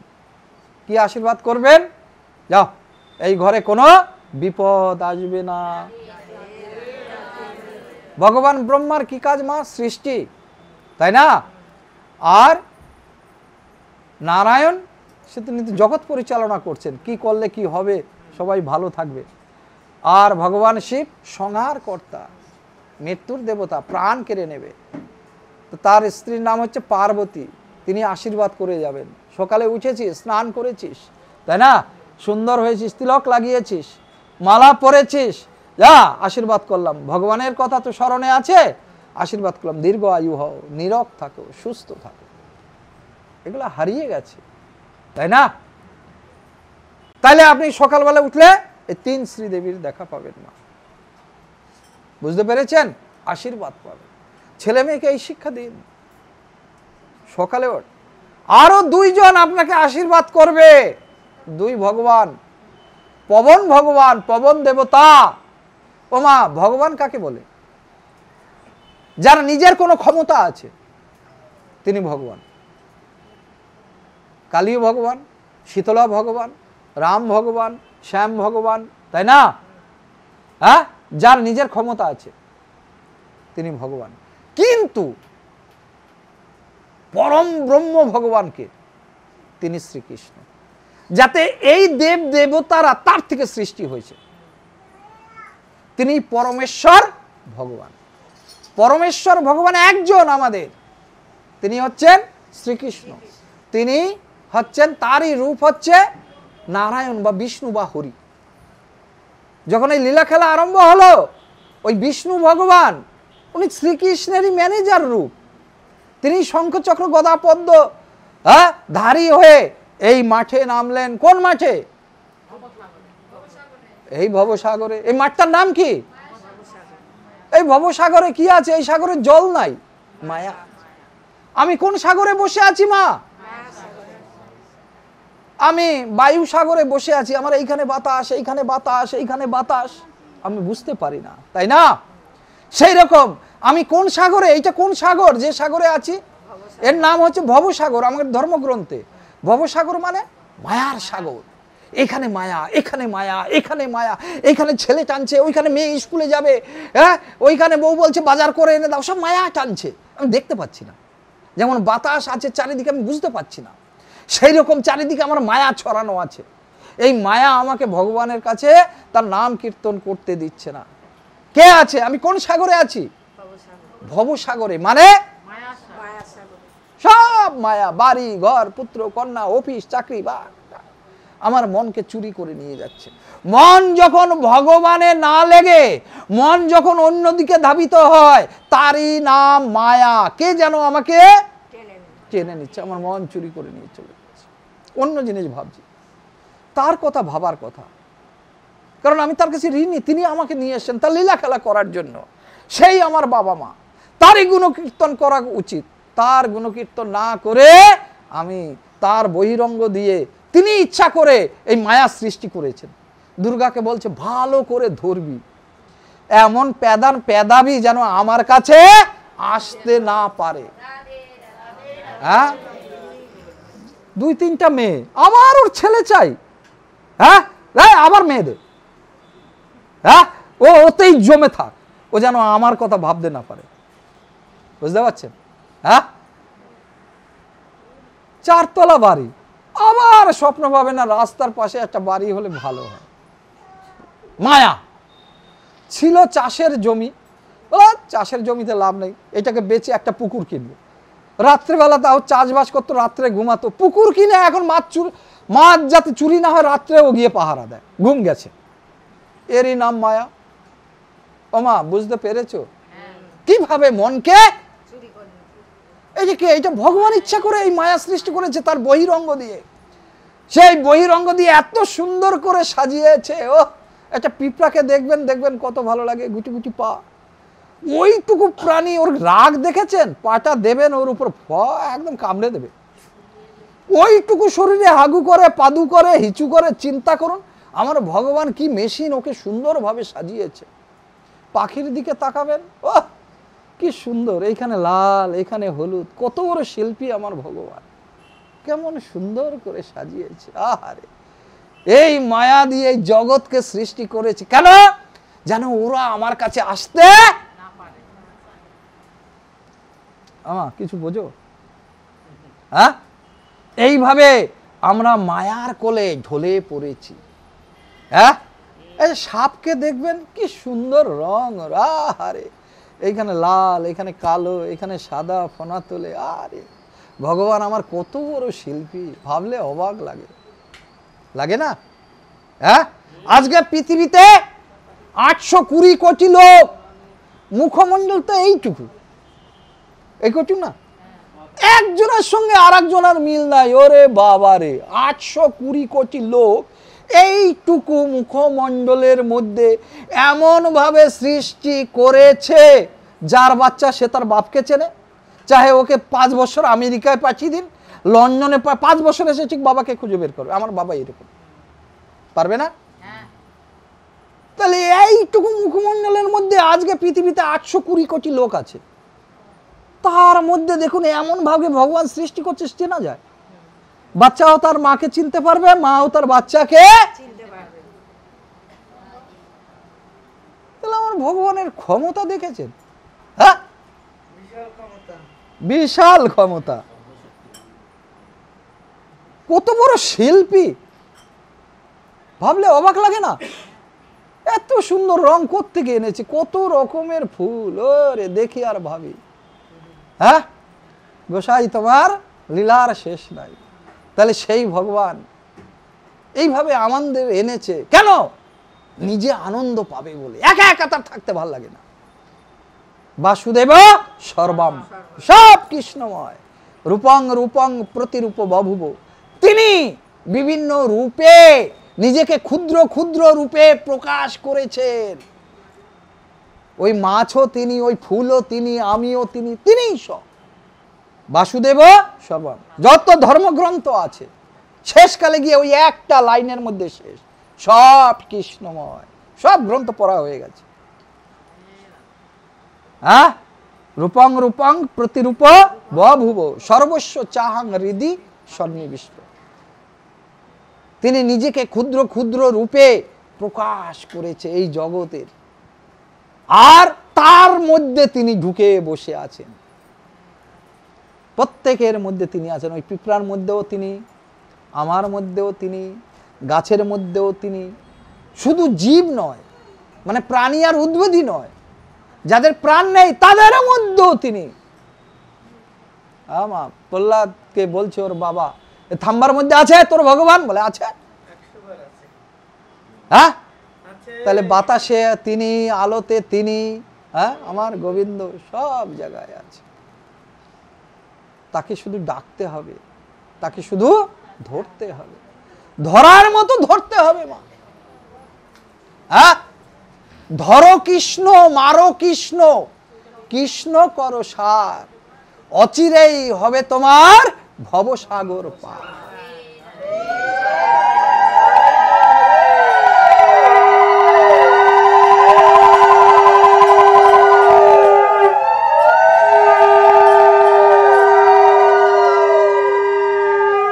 ওমা কৃষ্ণকে ধরতে বলছে, ধরো কৃষ্ণ, কৃষ্ণকে ধরো, তুমি উদ্ধার হবে। কিভাবে ধরবো? নাম সংকীর্তনের দ্বারা। কলিকালে আমরা আছি, আমরা সত্য যুগে নেই। 3 যুগে 3টা শেষ হয়ে গেছে। সত্য নাই, তপ নাই, সুচিতা নাই, শুধু দান আছে, তাই না?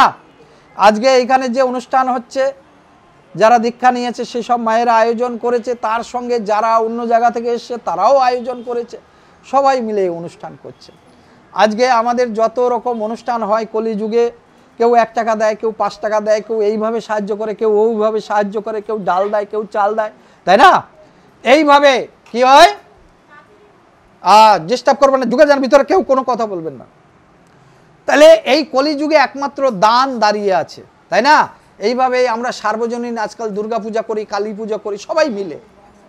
কলিকালে এই দানের মাধ্যমে চলছে। দানই কলিকালের পুণ্য, স্বর্গে যাওয়ার রাস্তা। বলো রাধে রাধে, রাধে রাধে, তাই না? তাহলে ভগবানকে কি করতে হবে? ভগবান আমাদের এনেছেন করুণা করে, তার চরণে আশ্রয় নিতে হবে। কার মাধ্যমে? গুরুর মাধ্যমে। মা, শুনে রাখুন, মা হচ্ছে মায়ার গুরু মানে শিক্ষা গুরু। মায়ের চেয়ে বড় কেউ নেই, মায়ের চেয়ে বড় গুরু আজ পর্যন্ত হয়নি। মা হচ্ছে কি গুরু? শিক্ষা গুরু। শিশুকে ছোটবেলা থেকে হ্যাঁ হাঁটা চলিয়েছে, শেখা চলিয়েছে, খাওয়া শিখিয়েছে। যে আমাকে কিছু শেখাবে সেই আমার গুরু, সেই স্কুলের মাস্টার হোক, তাই না, আর ওই ফুল গাছের মালি হোক, যার কাছ থেকে আমি কিছু শিখবো সেই আমার। কিন্তু এরা কি গুরু? হ্যাঁ, একটা কবিতা আছে কত সুন্দর, জলের কাছে শিখলাম, সূর্যের কাছে শিখলাম, বাতাসের কাছে শিখলাম, শিক্ষার কোনো শেষ নেই, যার কাছ থেকে কিছু শিখবো সেই গুরু। কিন্তু মা হচ্ছে সবচেয়ে বড় গুরু এক সন্তান। তার থেকে কে গুরু বড় হতে পারে? এই মা হচ্ছে শিক্ষা গুরু। মা আমি কিসে ভালো থাকবো, আমার কিসে ভালো হবে, মা সব সময় এটা চিন্তা করে, বাবু এইটা খা, ওইটা খা, এইটা করিস না, ওইটা করিস না, স্নান কর, তাই না, এইভাবে কর, ওইভাবে কর। আবার পেট টিপে টিপে দেখে, বাবু তোর এখানে একটু ফাঁকা আছে, আর দুমুঠো খা, তাই না। তা মায়ের চেয়ে আর কে আমার কল্যাণ চেয়েছে? মা হচ্ছে সবচেয়ে বড় গুরু, শিক্ষা গুরু। কিন্তু এই মা আমার ভগবান প্রাপ্তিতে বাধার সৃষ্টি করেছে। যখন আমি মায়ের পেটে 7 মাস ছিলাম, বয়স হয়েছিল, তখন নারায়ণ এসে দেখা দিয়েছিল, বলল এই যা 84 লক্ষ জন্মের মধ্যে আবার তুই মানব জন্ম পেয়েছিস। হ্যাঁ, কতবার তুই জন্ম পেয়েছিস, আমাকে ভুলে গেছিস, এইবার কিন্তু ভুলিস না, তাই না, গুরুর কাছে দীক্ষা নিয়ে আমাকে ধরিস, তাইলে তোর কি হবে? পাপ নাশ হয়ে যাবে। ও মা, যেই না আমি মায়ের পেট থেকে কি হলাম? জাত হলাম, ও বাস কান্না কাটি। এই বাতাসে তাপমাত্রা কম বেশি, শীতকালে হলেও বাচ্চারা হাও হাও কাঁদতে থাকে, গরমের সময় হলেও কাঁদতে থাকে চিৎকার, কারণ তার ভালো লাগে না, মায়ের পেটে একটা নির্দিষ্ট তাপমাত্রাই ছিল। যাই হোক, কান্নাকাটি আরম্ভ করলো। যেই মায়ের ওই বুকের সুধা, আহা দুগ্ধ, ওই অমৃত যখনই আমার মুখে পড়লো, আমি ভাবলাম বা কি আনন্দ, মাও আনন্দ আর তার সন্তানও আনন্দ, দুজনেই আনন্দ, তাই না। মা দান করে আনন্দ, সন্তান গ্রহণ করে আনন্দ। আর শিশু তখন কি করে?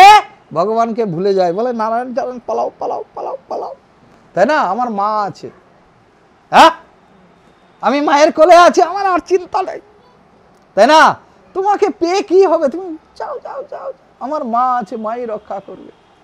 হ্যাঁ, ভগবানকে ভুলতে আরম্ভ করে শিশু। আর একটু বড় হলো, ঝুনঝুনি বেঁধে দিল, শিশুর মন কোথায় চলে গেল? তাহলে যে মন ভগবানের দিকে থাকার কথা ছিল, কিভাবে সে আস্তে আস্তে ভগবান থেকে বিমুখ হয়ে যাচ্ছে, দূরে সরে যাচ্ছে, দূরে সরে যাচ্ছে না। হ্যাঁ, আর একটু বড় হলো, পিঠে বাস ব্যাগ বেঁধে দিয়েছে, স্কুল যাও, স্কুল খালি স্কুলে পড়াশোনা, হ্যাঁ ভগবানকে ভুলে গেছে। আর একটু বড় হলো, আরও পড়াশোনা করবে, ফার্স্ট হবে, এই হবে, সেই হবে, ওই হবে, আবার চাকরি বাকরি করবে, আবার সেই বিয়ে করবে। তাহলে মন মন মন কোথায় যাচ্ছে? চুরি হয়ে যাচ্ছে। সেই গোবিন্দকে আর কোথায় দিল? কে দিয়েছিল গোবিন্দকে? ধ্রুব 5 বছর বয়সে বাবার কোলে উঠতে পারেনি। হ্যাঁ, তার সৎ মা বলছে তুই গিয়ে গোবিন্দের ভজনা কর, সেই একমাত্র পারে তোর বাবার কোলে বসাতে। সেই কথাকেই আশ্রয় করে নিজের মায়ের কাছে এলো। মা, ছোট মা এরকম বলেছে, বলে ঠিকই বলেছে তোর মা, একমাত্র গোবিন্দকে আশ্রয় করলেই সব মনোবাসনা পূর্ণ হবে, তাই না। যা ওই মধুবনে, হ্যাঁ তোর কে থাকে? কি মামা? মধুসূদন মামা। যা তুই তার ভজনা কর, তাই না, সেই পারে বাবার কোলে তোকে বসাতে। ওই বিশ্বাস, ওই ভক্তি, ওই শিশুর মনে একটাই মাত্র বিশ্বাস, মা বলে দিয়েছিল মধুবনে মধুসূদন মামা আছে, তাই না। বাঘ আসে, সিংহ আসে, তার গলা জড়িয়ে ধরে বলে তুমি কি আমার মধুসূদন মামা? হ্যাঁ, বিশ্বাস, বিশ্বাস তাকে ভগবান প্রাপ্তি ঘটিয়ে দিয়েছিল 5 বছর বয়সে। কেন? সে 100% মনকে ভগবানের চরণে লাগিয়ে দিয়েছিল। হ্যাঁ, এদিকে নয়, ওদিকে নয়, ওদিকে নয়। আর আমরা এখন কি করি মা? মনকে তো সব দিয়ে দিয়েছি। হ্যাঁ, 2 ছেলে 3 মেয়ে ভাগ করে দিয়েছি মন। হ্যাঁ, আবার শ্বশুর শাশুড়ি, আবার শালার দিকে একটু মনটা বেশি গেছে, কলিকাল। ভাইয়ের দিকে কম যায়, তাই না? শালির দিকে একটু গেছে বেশি। বাবা মাকে ভালো লাগে না, শ্বশুর শাশুড়িকে 3 বার করে প্রণাম করি, বাবা সামনে পিছনে, নিজের বাবাকে একবারও করি না, কলিকাল। রাধে রাধে। আপনারা আবার রেগে যাবেন না, কিন্তু আপনারা রেগে যাবেন না। না, সবাই এরকম করে না, নিশ্চয়ই করে না, কিন্তু 80% জন কলিকালে, এটা আপনাকে স্বীকার করতেই হবে। আপনার ঘরে হয়তো করে না, কিন্তু আপনাকে সজাগ থাকতে হবে। তো ওই ধ্রুব, তার বিশ্বাস তাকে ভগবত প্রাপ্তি ঘটিয়েছিল। আর আমরা মনকে, আমার মন খেয়ে ফেলেছি তো চারিদিকে। হ্যাঁ, চারিদিকে পায়ের ব্যথা, এদিকেও মন চলে যাচ্ছে। বউ কি আনতে বলেছিল ভুলে গেছি, তাও আর এনে দিতে হবে, না শ্রীদেবী রেগে যাবে, তাই না? এই জায়গা জমি বাড়ি ঘর টাকা পয়সা, ছেলে মেয়ে, হ্যাঁ, মেয়ের গন্ডগোল, ছেলের গন্ডগোল, এই ছেলে চাকরি পাচ্ছে না, মন সব চুরি হয়ে গেছে। তার পিছনে আর কোথায় লাগালাম, তাকে আর কোথায় ডাকলাম? তাই আমি ভগবানকে দেখবো কি করে? হ্যাঁ, কে দেখেছিল? ধ্রুব 5 বছর বয়সে এক চিন্তা, মধুসূদন মামা আছে, তার ভজনা করব। তাই 7 বছরে প্রহ্লাদ পেয়েছিল। বাস, আমার নারায়ণ আছে। বাবা যত যা বলে, কত রকম চেষ্টা করেছে, পাহাড় থেকে ফেলে দিয়েছে, বিষ খাইয়েছে, তাই না? হাতির নিচে দিয়ে দিয়েছে, হ্যাঁ, পিসি এসে আগুনে বসিয়েছে, কিচ্ছু যায় আসে না প্রহ্লাদের। আমার হরি আছে। বিশ্বাস, বিশ্বাস হচ্ছে সিঁড়ি। ওই বিশ্বাস, এই ফটোর মধ্যে ভগবান আছে, এই বিশ্বাসই যদি না হবে, তাহলে এইসব করে কি লাভ আছে? ভগবত প্রাপ্তির প্রথমেই হচ্ছে কি? বিশ্বাস। গুরুর প্রতি যদি বিশ্বাস না থাকে, ও মন্ত্র নিয়ে কিছু হবে না। শ্রীকৃষ্ণ গীতায় বলেছে, হ্যাঁ, কি বলেছে? গুরু মন্ত্র নিলেই যদি ভগবত প্রাপ্তি হতো, তাহলে জগতের এই অবস্থা কেন? হ্যাঁ, হিন্দু মুসলমান খ্রিস্টান সবাই কিন্তু দীক্ষা নেয়, জানেন তো? সবারই এরকম 108টা গুটি আছে। তাহলে কি? গুরুর প্রতি বিশ্বাস, যে উনি আমাকে ঠিক ভগবানের চরণে পৌঁছে দেবে। বুঝতে পারছেন? হ্যাঁ, গুরুর প্রতি ভক্তি থাকতে হবে। গুরু ভক্তি কাকে বলে মা? যেমন আজকে হচ্ছে গুরু দিবস, তাই না? বেদব্যাস 32 অবতারের মধ্যে ভগবানের একজন। হ্যাঁ, তিনি ভাগবত রচনা করেছিলেন, এবং তার থেকেই এই ভগবানের কথা চারিদিকে ছড়িয়ে গেছে। সেই কারণে তাকে গুরু দিবসে আমরা গুরুরূপে পূজা করে থাকি। ভগবান নারায়ণ তার পুত্র ব্রহ্মাকে যা বলেছেন, সেই ব্রহ্মা তার পুত্রদের বলেছেন। সেই পুত্র নারদ 4টি বাক্যে সে কথা কাকে বলেছিল? বেদব্যাসকে। তিনি তা দিয়ে 18,000 শ্লোক তৈরি করলেন, ভাগবত রচনা করলেন, ভগবানের কথা চারিদিকে ছড়িয়ে দিলেন। এইভাবে পিতা থেকে পুত্র, তারপরে মুনি ঋষিরা জানতে জানতে আজকে আমি এইখানে বসে আপনাদের চরণ ধুলি পড়েছে, আপনাদের শোনাতে পাচ্ছি। এই হচ্ছে গুরু পরম্পরা। এইভাবে ভগবানের কথা আস্তে আস্তে আস্তে আস্তে চলে এসে, তাই না? এবার গুরু কি দেয় মা? গুরু কি দেয় না? ভগবানের একটু কথা দেয়, নাম দেয়, নামে উদ্ধার, নাম দেয়, গুরু নাম দেয়। সেইটাকেই আপনাকে সম্বল করতে হবে, পুঁজি করতে হবে, তাই না? আর সেইটাকেই আশ্রয় করে গুরু যেরকম বলবে সেই পথ অবলম্বন করলে আপনি নিশ্চয়ই ভগবানের কৃপা লাভ করতে পারবেন। বুঝতে পেরেছেন? হ্যাঁ, দীক্ষা কি ওমা? দীক্ষা কি? আমি আত্মা আর ভগবান পরমাত্মা। যখন আমি তার পুত্র, তার জন্য আমার তার কোলে ওঠার জন্য বাসনা জাগে, তাই না? এই জগতে, মায়ার জগতে মা কি করে? বাচ্চাকে ভুলিয়ে রাখার জন্য খেলনা দিয়ে রাখে, যে বাবু তুই খেল। আর মা কি করে? রান্না করে, ঘরদোর পরিষ্কার করে, করে না? ভগবান সেরকম এই বাড়ি ঘর এই খেলনাগুলি দিয়ে রেখেছে, বলে তুই খেল, তাই না? তুই তো ডাকলেই আমাকে পেয়ে যাবি, তাহলে তোকে নর্দমার পোকা করবো কি করে? তুই খেল, এই মায়ার জগতে পড়ে থাক। দুর্গাকে বলছে ভালো করে ধরবি, ওরা যেন আমার কাছে আসতে না পারে, ওদেরকে শুধু এই বাড়ি ঘর টাকা পয়সা এর মধ্যে লাগিয়ে রাখ, তাই না? তাহলে আর আমার কাছে আসতে পৌঁছাতে পারবে না, আর আমরা উদ্ধারও হই না, কোটি কোটি জন্ম ধরে এইভাবে চলছে। হ্যাঁ, তাহলে গুরুদেব কি করছেন? গুরুদেব আমাদেরকে এইভাবে বেলাইনে, যারা আমরা বেলাইন হয়ে গেছি ট্রেন, সেগুলোকে ধরে ধরে এনে আবার সেই পট্টিতে, হ্যাঁ, সোজা রাস্তায় এনে পৌঁছাচ্ছে। উনি হচ্ছেন সেই আসল শক্তিমান, তার কাছে ধরে ধরে আনছে। হ্যাঁ, কিভাবে আনছে মা? ওনার নাম দিয়ে, ওনার নাম দিয়ে আয়, তাই না? এই নাম নে, এই নাম করলে ওনার কাছে পৌঁছে যাবে। তাই গুরুদেব আমাদেরকে, হ্যাঁ, কি করছেন? কৃপা করছেন, তাই না? কৃপা করে আমরা, হ্যাঁ, তাকে ভুলেছিলাম, আর ভগবান কি করছেন? গুরুদেবকে আশীর্বাদ করবে যে তুমি আমার ছেলেকে আমার কাছে খুঁজে এনে দিয়েছো। আমার ছেলে ভুল রাস্তায় মেলায় গিয়ে হারিয়ে গেছিল, তো সেই যে ভুলে গেছে তাকে যদি ধরে এনে বাবা মা খুশি হবে না? তাই গুরুদেবকে ভগবান আরো কৃপা করবে, হ্যাঁ, বলবে তুই আমার ছেলেটাকে ধরে এনে আমার কাছে দিয়েছিস। গুরু পরম্পরায় এইভাবে চলতে থাকে, তাই না? তাহলে এই প্রক্রিয়াটা কি না? আত্মার সঙ্গে পরমাত্মার মিলন ঘটানোর নামই হচ্ছে গুরু প্রক্রিয়া। এই যে আমরা মন্ত্র নেই, তাহলে এই মন্ত্র নিয়ে মূল উদ্দেশ্য কি হচ্ছে? এই আত্মাকে জাগ্রত করে সেই পরমাত্মার সঙ্গে মিলন ঘটানো। আমি বাবাকে ভুলেছিলাম, গুরুর কৃপায় এবার বাবাকে ধরার রাস্তা হচ্ছে এই গুরু প্রক্রিয়া। কি বলছি কথা বুঝতে পারছেন?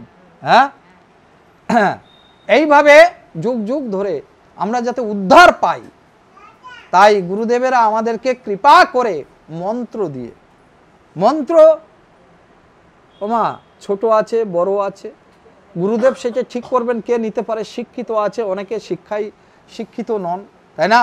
একদমই পড়াশোনা করেনি, তাকে বড় মন্ত্র দিলে পরে অসুবিধা, সেটা গুরু ঠিক করে নেবেন কাকে কিভাবে দিতে হবে।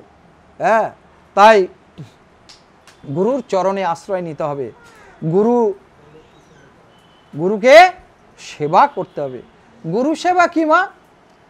যে আজকে গুরু দিবস, 100 গ্রাম সরষের তেল নিয়ে যাই বাবার চরণে দেব জ্বলন মলন, আরে না, তাকে গুরু সেবা বলে না, ওইগুলো গুরু সেবা নয়। ওই কিছু ভক্ত আছে এই টাইপের, হ্যাঁ, কিছু শিষ্য আছে এই মত এই ধরনের, ভগবানকে ডাকার নাম নাই, গুরুদেব যা বলেছে সেগুলো করবে না, তাই না? খালি বাবা বাবা বাবা। আরে বাবা কি করবে? বাবা তোমাকে, গুরুদেব কি? আরে অঙ্ক বইয়ের ফর্মুলা, ওই ফর্মুলা নাম যদি আপনি, হ্যাঁ, জানেন, অঙ্ক করতে পারবেন? বীজগণিতের ফর্মুলা অঙ্ক মিলবে? মিলবে না। তাহলে গুরু যে মন্ত্র দিয়েছে সেই মন্ত্রে কাজ হবে, সেইটাকেই বারবার করতে হবে। খালি থেকে থেকে 50 বার গুরুর বাড়িতে গিয়ে গুরুকে অতিষ্ঠ করা, 4 বার ফোন করা, বাবা কি হয়েছে, বাবা কি হয়েছে, বাবা কি হয়েছে, আপনার বৌমার ঠ্যাঙে একটা ফোড়া হয়েছে। আর তাতে বাবা কি করবে গোড়ার ডিম? হ্যাঁ, বাবা কি? বাবা ডাক্তার? বাবার কাছে এই সমস্ত তুমি কথা বলছো? এই কিছু কিছু এই ধরনের কে আছে? শিষ্য আছে, উৎপাত। বাবা যেটা বলেছে সেইটা অক্ষরে অক্ষরে পালন করো। সেইটা যদি পালন করতো এই জগৎ সুন্দর হতো। কিবা খ্রিস্টান, কিবা মুসলমান, কিবা হিন্দু, সবারই গুরু আছে, কিন্তু আমরা মন্ত্র নেব, কাজ করব না। হ্যাঁ, কার তো মুরগি এলো, বাবা আমি দীক্ষা নিয়েছি, খুব ভালো কথা। আরে বাবা, আমরা তো 2 প্যাচ 3 প্যাচ, সে মোটা মোটা কত কি লাগিয়ে, আচ্ছা খুব ভালো খুব ভালো, একদম, হ্যাঁ, হলদে রঙের একদম পোশাক, চেনাই যাচ্ছে না। আরে বাবা, তুই মুরগি কাটতিস হঠাৎ করে এত? রাধে রাধে, ঠিক আছে চলো। ও কদিন পরে আবার দেখছি খুলে চুলে রেখেছে, কি হলো? বলে দাম মন্ত্র মনে নেই আর আমি মানে বলে ওই ছেলের বইয়ের মধ্যে রেখেছিলাম, হ্যাঁ গুরুদেব লিখে দিয়েছিল। ও মা আমরা বেশিরভাগই এই ধরনের, তো আমরা উদ্ধার পাবো কি করে? গুরুর দোষ না, আমাদের দোষ, আমাদের দোষ। গুরুর কাছ থেকে দীক্ষা নিয়েছি আর তার কথা অমান্য করে চলছি, হ্যাঁ অমান্য করে চলছি। শুধু মালা চিন্দন চন্দন নিলাম আর গুরুর কাছ থেকে দীক্ষা নিলাম, আমি উদ্ধার হয়ে যাব? আরে এত সোজা, এত সোজা। গলায় কদিন মালা নিলাম, বড় বড় চন্দন লাগালাম, আগে কি করতে হবে? ধর্মকে আশ্রয় করতে হবে, সৎ, হ্যাঁ ধর্মকে আশ্রয় করতে। ধর্মের 4টা চরণ কি কি মা? তপ, সত্য, সুচিতা আর হচ্ছে করুণা, দয়া, দান। এগুলা না থাকলে আপনার মধ্যে ভক্তি আসবে না। ওই মালা চন্দন আর গুরুদেব কানে কানে একটু ফুরফুর ফুরফুর করে দিল, আমি উদ্ধার হয়ে গেলাম। তাহলে তো ওই মালা চন্দন দীক্ষা নেওয়া লোক আজকে জেলে থাকতো না। হ্যাঁ কত গুরুদেব আজকে জেলে, কেন? খারাপ কাজ করেছে। আমা আপনারা আবার কিছু মনে করবেন না, আজকে গুরু দীক্ষা না দিন বলবে বাবা ব্যাস পিছে বসে গুরু না, গুরু নিন্দা নয়, সতর্ক করুন। উত্তরপ্রদেশ, রাজস্থানের কিছু কিছু গুরু আজকাল জেলে, খারাপ কাজ করেছে। হ্যাঁ তাহলে মন্ত্র নিলেই কিছু হবে না মা। মন্ত্রটা হচ্ছে বীজগণিতের ফর্মুলা। ওই মন্ত্রকে বারবার বারবার তেলে জলে করে করে ওইটাকেই আশ্রয় করতে হবে, তবে কি ভগবানের করুণা পাবেন। কি বললাম বুঝতে পেরেছেন? খালি 50 বার গুরুর বাড়িতে গেলাম, গুরুকে উত্তক্ত করলাম, এই সেই ওই সেই ওই সেই ওই সেই, আর নিজের মধ্যে কোনো ভজনের লক্ষণ মাত্র নেই।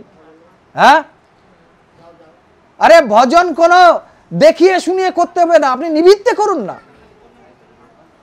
নিবৃত্তে একা একা, কাউকে জানিয়ে করতে হবে না, তাই না? হ্যাঁ ভগবানকে আপনি নিবৃত্তে ডাকুন।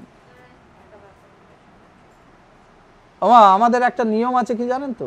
অনেকে দেখবেন বলে আরে বাবা 12টা বেজে গেছে এখনো ঠাকুরের সেবা দাওনি, অনেকে বলে না? হ্যাঁ দেখুন এই সমস্ত কথার কোনো যুক্তি নেই, কারণ আমার ভগবান বলছে আমি খাই না, আমাকে খেতে হয় না। কোনো ভক্ত যদি আমাকে ভালোবেসে কিছু দেয় আমি সেটা গ্রহণ করি। ভগবান বলেনি 12টার সময়, আরে বাবাজিদের খিদা লাগে তারা 4টার সময় ওঠে রাত। ও মা তারা উঠে তাড়াতাড়ি রান্না করো। আর একটা কারণও আছে, যুক্তিসঙ্গত কারণ। আজকে না রাস্তাঘাট পাকা, আজকে আমরা বিপদ মুক্ত অনেক, কিন্তু আজ থেকে 100 বছর 200 বছর 500 বছর 1000 বছর আগের কথা ভাবুন। গ্রামে গঞ্জে হ্যাঁ চারিদিকে বন, পশু, বাঘ, গ্রামের লোক দূর থেকে আসবে কি করে? বৃষ্টি, ঝড়, বৃষ্টি। তাহলে দিনের বেলা অনুষ্ঠান করো, তাড়াতাড়ি করো, এইটা একটা যুক্তি। কিন্তু 12টার মধ্যে ভগবানকে দিতে হবে, ভগবান 12টার মধ্যে খায়, আমি কোনো গ্রন্থে আজ পর্যন্ত পড়িনি। ভগবান অনন্ত, তার করুণা অনন্ত, তার শক্তি অনন্ত। হ্যাঁ তার ঘুমাতে হয় না, তার খেতে হয় না, ভালোবেসে আরে রাত 3টার সময় দেব আমার ভগবান তাও খাবে আনন্দ করে। যারা আপনাকে বলবে 12টার মধ্যে করো, আর 12টার মধ্যে মানে কি বুঝতে হবে ওই বাবাজিরা সকাল 4টার সময় উঠেছে তো এখন প্রসাদটা ফেলে সুবিধা হয় 12টার মধ্যে, আবার খেয়ে 3-4 ঘন্টা ঘুমাবে। কি বলছি বাবা বুঝতে পারছেন? হ্যাঁ আরে যে প্যান্ডেলে বেশি ভিড় নাই, আপনি দুর্গা ঠাকুর দেখতে সেই মায়ের সঙ্গে গিয়ে বসুন না। যেখানে বড় প্রচুর লোক, আরে সেখানে যাওয়ার দরকার নাই। যেখানে ফাঁকা আমার মা একা দাঁড়িয়ে আছে, হ্যাঁ প্যান্ডেল ভালো না, এখানকার কর্তৃপক্ষ ভালো না, কেউ নাই, আরে আপনি সেইখানে বসে মায়ের সঙ্গে কথা বলুন। মা অনন্ত, আপনাকে ওইখানে গিয়ে ওই গুতাগুতি করতে কে বলেছে? ওই মা কি আলাদা? হ্যাঁ মন থেকে করুন না। 12টার সময় ঠাকুরের ভোগ লাগাতে হবে, 1টার সময়, এরকম নয়। আরে দিনে দেন, রাত্রে দেন, সকালে দেন, বিকালে দেন, রাত 5টার সময় দেন, রাত 4টার সময় দেন, ওই সময় দিলে আরো ভালো। এই মনকে তার সঙ্গে আরো একটু কথা বলতে পারবেন। বুঝতে পারছেন? নিরিবিলিতে ভজন করুন। রাধে রাধে। হ্যাঁ ভক্তরা, আমরা মানুষ, আমরা এখানে পশ্চিমবঙ্গের মানুষ, আমরা সবসময় দুপুরের দিকে একটা প্রসাদের ঝোঁক থাকে আমাদের প্রসাদ নেওয়ার, সেই কারণে মন্দির থেকে বাবাজিরা দুপুরবেলায়, কিন্তু কোথায় যখন 5টা বাজে তখনও লাইন, তখন তো বাবাজিরা বলে না যে 12টার পরে বন্ধ করে দেবো বা 12টার পরে প্রসাদ নিতে নেই, ঠাকুরের ভোগ দিতে নেই। ভগবানকে যখন ইচ্ছা, যেমন ইচ্ছা তাকে ধরবেন। ভক্তের ভগবান, ভগবানের ভক্ত, একমাত্র সে আমার। আর নয়তো বলবেন হ্যাঁ হ্যাঁ এই ছেলে আমার, এই নাতনি আমার, এই পুতি আমার, আরে সব মরণশীল, আজ বাদে কাল মরবে। এগুলো আপন নয়। যাদেরকে আপন ভাবছি ওরা আমার কেউ নয়। আমি মরলে না ও আমার সাথে যাবে, না আমি ওর সাথে যাব। হ্যাঁ, শুধু 2 দিনের নাটক, একদিন কাটবে, 1 বছর পর যাই হোক আবার বাৎসরিক করবে, 3 বছর পর আর নামগন্ধ নাই। আমি কোথায় থাকবো, ছেলে কোথায়, নাতি কোথায়, কেউ কারো নয়। এই সত্য আমরা জানি, তাই না? তাও আমরা মানি না।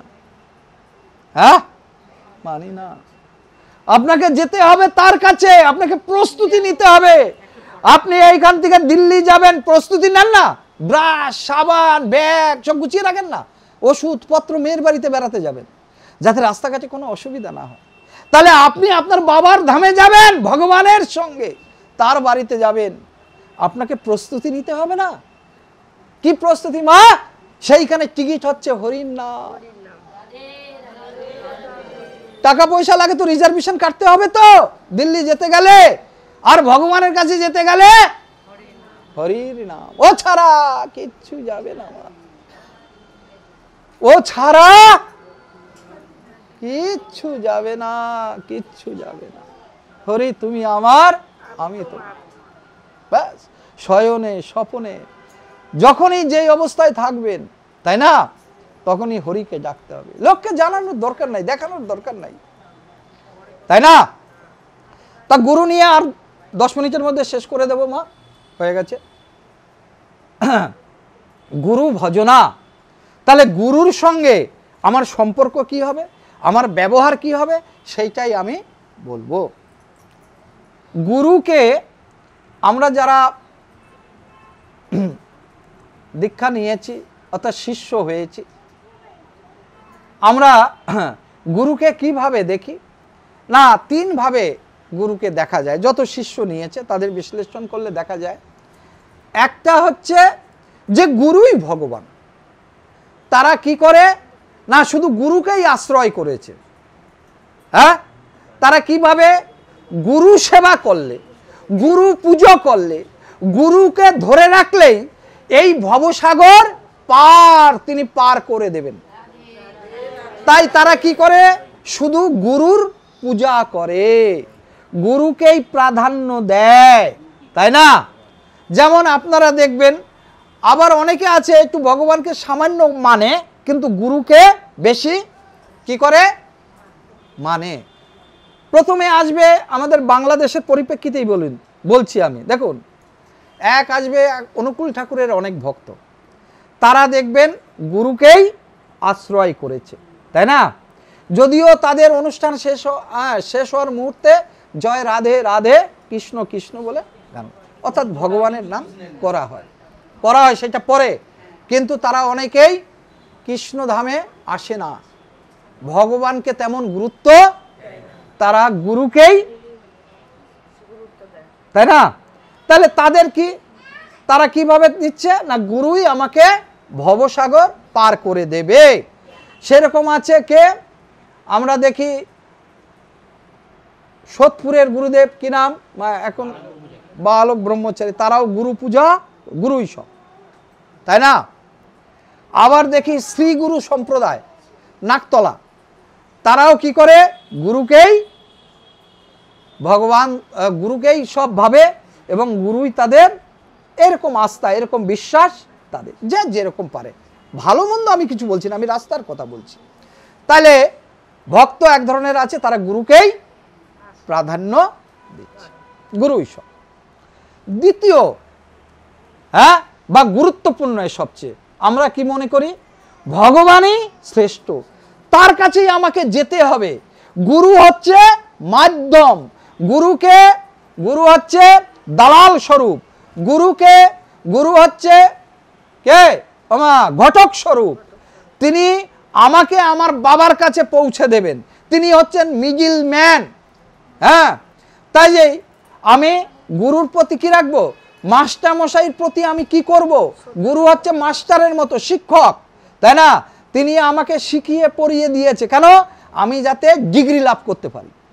পরীক্ষার হলে আমাকে তো একা ঢুকতে হবে, আমার মাস্টারকে নিয়ে ঢুকতে পারবো না। গুরু আমাকে ফর্মুলা শিখিয়েছে, এইভাবে করবি। আমি যখন পরীক্ষায় বসবো ভগবানের কথা মনে পড়বো, এই অঙ্কটা তো স্যার এইভাবে করে দিয়েছিল, সেইটা এসেছে।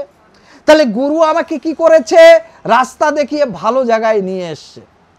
কিন্তু হলে পরীক্ষা কাকে দিতে হবে, আমাকে দিতে হবে। আমি কি চাই, ডিগ্রি চাই। আমি কি চাই, লাইটটা জ্বালিয়ে দিন, ভগবানকে চাই, আমি গুরুকে চাই না। আমার আরাধ্যকে ভগবান, আমি তার কাছে যেতে চাই। গুরু আমাকে সাহায্য করেছে, সেই কারণে গুরুর চরণে আমার কোটি কোটি প্রণাম। কথা বুঝে রাখবেন, আমার কাকে চাই, আমার কৃষ্ণকে চাই। কিন্তু সেই কৃষ্ণকে আমি কি করে পাবো, গুরুর মাধ্যমে।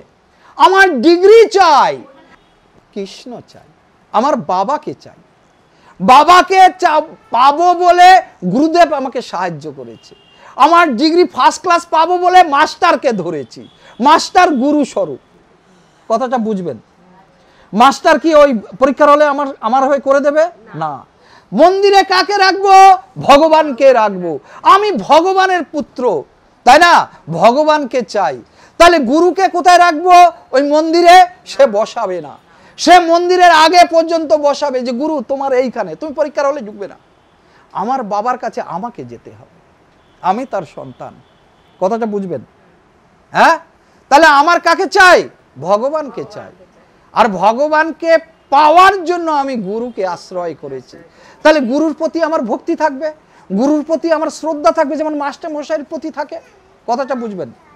কিন্তু মাস্টার মশাই আমাকে চাকরি দেবে না, ডিগ্রি দেবে না। তাহলে আমার চাই কৃষ্ণকে। কৃষ্ণকে পাওয়ার জন্য গুরু সাহায্য করছে। কি বলছি, কথাটা বুঝতে পেরেছেন? তাহলে গুরুকে আমি শ্রদ্ধার চোখে দেখব, ভক্তির চোখে দেখব, তাই না?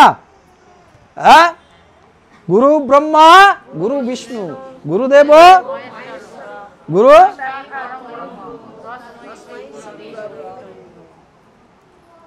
প্রথম তত্ত্বে বললাম, যারা গুরুকে আশ্রয় করেছে তারা ভাবে গুরুই সব, তাই না? ভগবানের নাম না নিলেও হবে। মন্দিরে তারা ভগবানকে বসায়নি, শুধু গুরু পূজা করে, গুরুকে আশ্রয় করেছে। তার বিশ্বাস গুরুই আমাকে কি করবে, এই ভবসাগর পার করে দেবে। দ্বিতীয় তারা কি করে, তারা বলে না আমার ভগবানকে চাই, ভগবানকে পাওয়ার জন্য গুরুকে আশ্রয় করেছি। গুরু শিক্ষকের মতো, গুরু আমার উপকার করেছে, গুরু মিডিল ম্যান। গুরু মিডিল ম্যান, তার চরণে তার সাহায্যের কারণে আমি ভগবানকে পেতে পারি। তাই গুরু আমার চোখে শ্রদ্ধার পাত্র। গুরু আমার কাছে শ্রদ্ধার পাত্র, তাকে ভক্তি করব, শ্রদ্ধা করব। কিন্তু ভগবানকে বাদ দিয়ে গুরু গুরু করব না, ভগবানকেই মানলাম না, কৃষ্ণকে মানবো না। আমার ঘরে কৃষ্ণের ফটো নাই, শুধু গুরুর ফটো না। দ্বিতীয় দল কি করবে, কৃষ্ণকে রাখবে, ভগবানকে রাখবে, আর কি করবে, গুরুকেও রাখবে। তাতে কোনো অপরাধ নেই। কিন্তু গুরুকে কোথায় রাখবে, ভগবানের নিচে। অবশ্যই গুরু ভগবানের উপরে উঠবে না। কথাটা বুঝুন, গুরু ভগবান তুল্য, ভগবানের কক্ষ, কিন্তু গুরু ভগবান। কথাটা বুঝাতে পারলাম? এটা দ্বিতীয়। আমার বলে আপনি কি করবেন সেটা আপনার ব্যাপার। তাহলে গুরুকে আশ্রয় করে ভগবান প্রাপ্তি করতে চাই। গুরুর প্রতি শ্রদ্ধা থাকবে, ভক্তি থাকবে, কিন্তু আমার আরাধ্য হচ্ছে ভগবান, তাই না? সেই কারণে অনেকে যেখানে ভগবানকে রাখবে সেখানে গুরুকে রাখে না, গুরুকে মন্দিরের পাশে রাখে, যে মন্দিরের মধ্যে আমার ভগবান থাকবে, আমি আমার ভগবানকে পেতে চাই। তাই না? গুরু, তুমি পরীক্ষার হল পর্যন্ত আমাকে নিয়ে এসছো, তোমার চরণে কোটি কোটি প্রণাম। কি বললাম বুঝতে পেরেছেন? তাহলে একদল গুরুকে সর্বস্ব মানে, আর এক দল ভগবানকে সর্বস্ব মানে, গুরুকে প্রতি ভক্তি শ্রদ্ধা রেখে। আর এক দল কি বলে, না গুরুও যে ভগবানও সে, তাই না?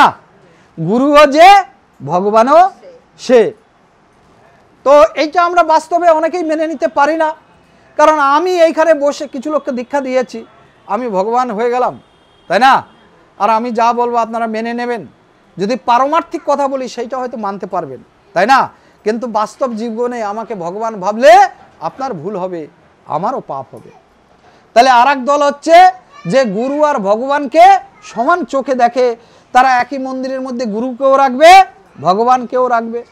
হ্যাঁ, তাইলে এবার আপনারা কে কার, যে যার মতো, তাই না? যে যে পন্থা, 3 পন্থাই বলে দিলাম। তবে আমার মতে শ্রেষ্ঠ মতে হচ্ছে কি, ভগবানই আমাদের আরাধ্য, গুরুর চরণে কোটি কোটি প্রণাম, তার কৃপায় আমরা যাতে ভগবানকে লাভ করতে পারি, তাই না?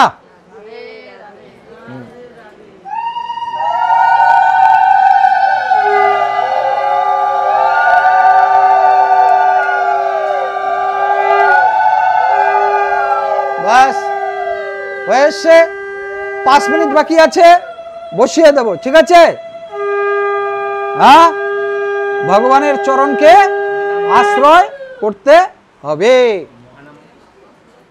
জয় রাধে রাধে গোবিন্দ, জয় রাধে রাধে গোবিন্দ,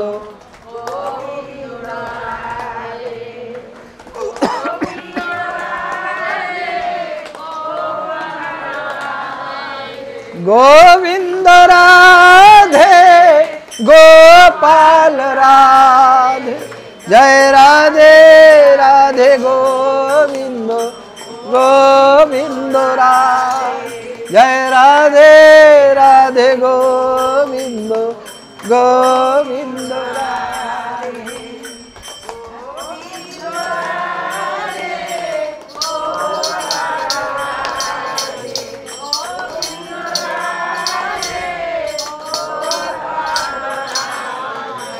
জয় রাধে রাধে গোবিন্দ,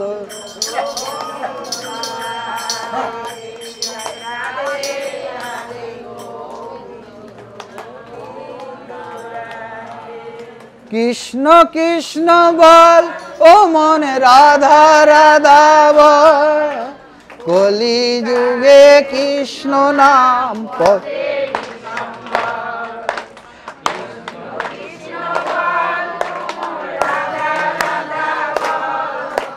কলি যুগে কৃষ্ণ নাম পথের সম্বল, কৃষ্ণ বল মনে রাধা রাধা বল, কলি যুগে কৃষ্ণ নাম, কলি যুগে রাধা নাম পথের সম্বল, কলি যুগে হরি নাম, কৃষ্ণ কৃষ্ণ বল ও মনে রাধা রাধা বল, কলি যুগে কৃষ্ণ নাম পথে, কলি যুগে রাধা নাম, কলি যুগে হরি নাম, রাম রাম বল ও মনে সীতা সীতা বল, কলি যুগে রামের নাম পথের, কলি যুগে হরি নাম, রাম রাম বল ও মনে সীতা সীতা বল, কলি যুগে রামের নাম, কলি যুগে হরি নাম, বিষ্ণু বিষ্ণু বল ও মন মহালক্ষ্মী বল, কলি যুগে বিষ্ণু নাম পথেরই সম্বল, কলি যুগে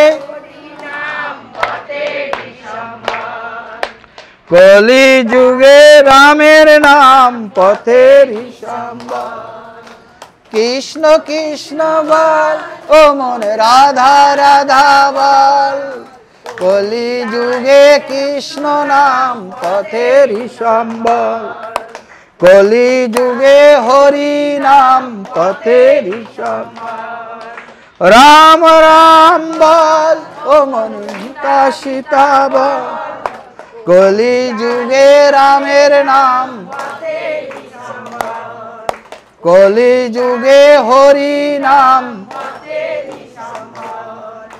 বিষ্ণু বিষ্ণু বল ও মন মহালক্ষ্মী বল, কলি যুগে বিষ্ণু নাম,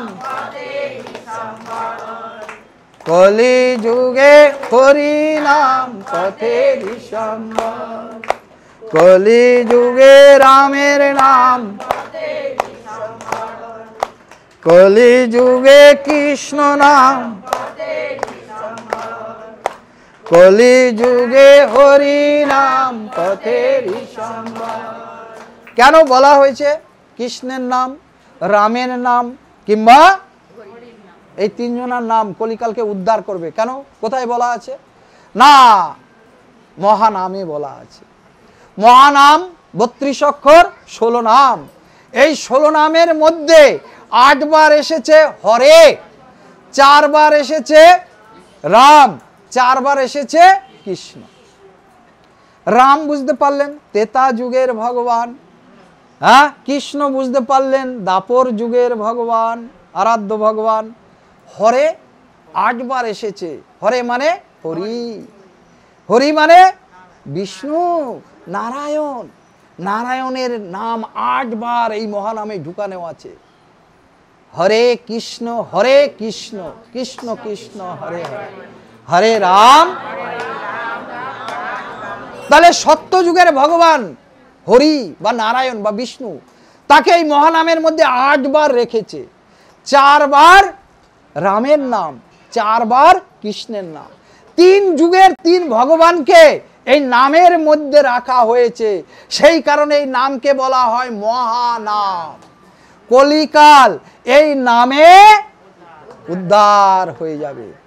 নাম সংকীর্তন, কলিকালে নাম সংকীর্তন। হ্যাঁ, কলিকালের মানুষ আমরা এত পাপী, এই চোখ দিয়ে ভগবানকে কোথায় দেখতে পাবো? তার নাম করলেই হবে। তাহলে আপনি না কৃষ্ণের নাম করলে হবে, রামের নাম করলে হবে, হরির নাম করলে, মানে হরে মানে হরি, হরি মানে যে হরণ করে, চুরি করে। ভগবানের এক নাম চোর, সেই চোর ভগবানের নাম হচ্ছে 8 বার হরে। কি চুরি করে মা? আরে ভক্তের মন যে চুরি করে। নারায়ণ এই জগৎ যে চালাচ্ছে, হ্যাঁ, সে হচ্ছে বিষ্ণু ভগবান, নারায়ণ, হরি। তাহলে তার 8 বার তাকে রাখা হয়েছে। তাহলে এই 3 নাম, হ্যাঁ, সত্য যুগের ভগবান, ত্রেতা যুগের ভগবান, দাপরের ভগবান, 3 জনকে এই নামের মধ্যে রেখা হয়েছে বলে এর নাম হয়েছে মহানাম। এই নাম করলে এই কলিকালে উদ্ধার। তুমি কোনো মন্ত্র জানো না, সংস্কৃত মন্ত্র কিচ্ছু জানতে হবে না, এই মহানাম। গঙ্গায় স্নান করবো তখন ওই মহানাম, ঠাকুরকে ভোগ দেবো তাও এই মহানাম, হ্যাঁ, আর গুরু যেটা শিখিয়ে দিয়েছে সেইটা। বুঝতে পেরেছেন? তাহলে এই মহানামে কলি উদ্ধার হবে। আর কলির ভগবানকে জগন্নাথ, জগতের নাথ, উজ্জ্বল কৃষ্ণ বর্ণ ভগবান। ভাগবতে বলেছে, হ্যাঁ, উজ্জ্বল কৃষ্ণ বর্ণ। কে উজ্জ্বল কৃষ্ণ বর্ণ? জগন্নাথ। চকচকে কালো, উজ্জ্বল কৃষ্ণ বর্ণ মানে চকচকে কালো, জগন্নাথ। কলির ভগবান হচ্ছে কে? জগন্নাথ। কলিতে উদ্ধার কিসে পাবো? মহানামে। এই নাম সংকীর্তন মানে এই নামকে আনন্দের সঙ্গে নেচে গেয়ে, হ্যাঁ, করতে হবে। তার নাম হচ্ছে নাম সংকীর্তন। তাহলে কলিকালে ভগবান জগন্নাথ। আরো যখন কলির অবস্থা খারাপ হবে, এখন তো প্রথম কলির 4,32,000 বছর বয়স, কেবল 5 বছর হয়েছে। এই কেবল সকাল হয়েছে, এখনো সন্ধ্যা অনেক দেরি, তাই না? এরপরে কলিকালের অবস্থা কি হবে? তখন আমরা এই নামও হারিয়ে ফেলবো, তখন শুধু প্রসাদ একটু খেতে চাইবো। জগন্নাথ বলছে আমি আছি, প্রসাদেই উদ্ধার করে দেব। বলো রাধে রাধে। আজকের মতো এখানে বিশ্রাম। আপনারা এই নাম সংকীর্তন করবেন, জগন্নাথের চরণে আশ্রয় নেবেন, গুরুর চরণে আশ্রয় নেবেন। আর আপনারা যে যে ভগবানকে যে যে ভালোবাসেন, ভগবানের অনেক অবতার আছে, তাই না? রামকে ডাকলেও যা হবে, কৃষ্ণকে ডাকলেও তাই হবে, নরসিংহ ভগবানকে ডাকলেও তাই হবে, তাই না? বরাহ অবতার, কুর্ম অবতার, মৎস্য অবতার, ভগবানের কত 32 অবতার, 8 অবতার, 10 অবতার, 18 অবতার, 32 অবতার। আর ভগবান বলছে আমার ভক্ত যখনই বিপদে পড়ে তখনই আমি অবতার নেই। জয় জয় শ্রী রাধা কৃষ্ণ, জয় রাধে।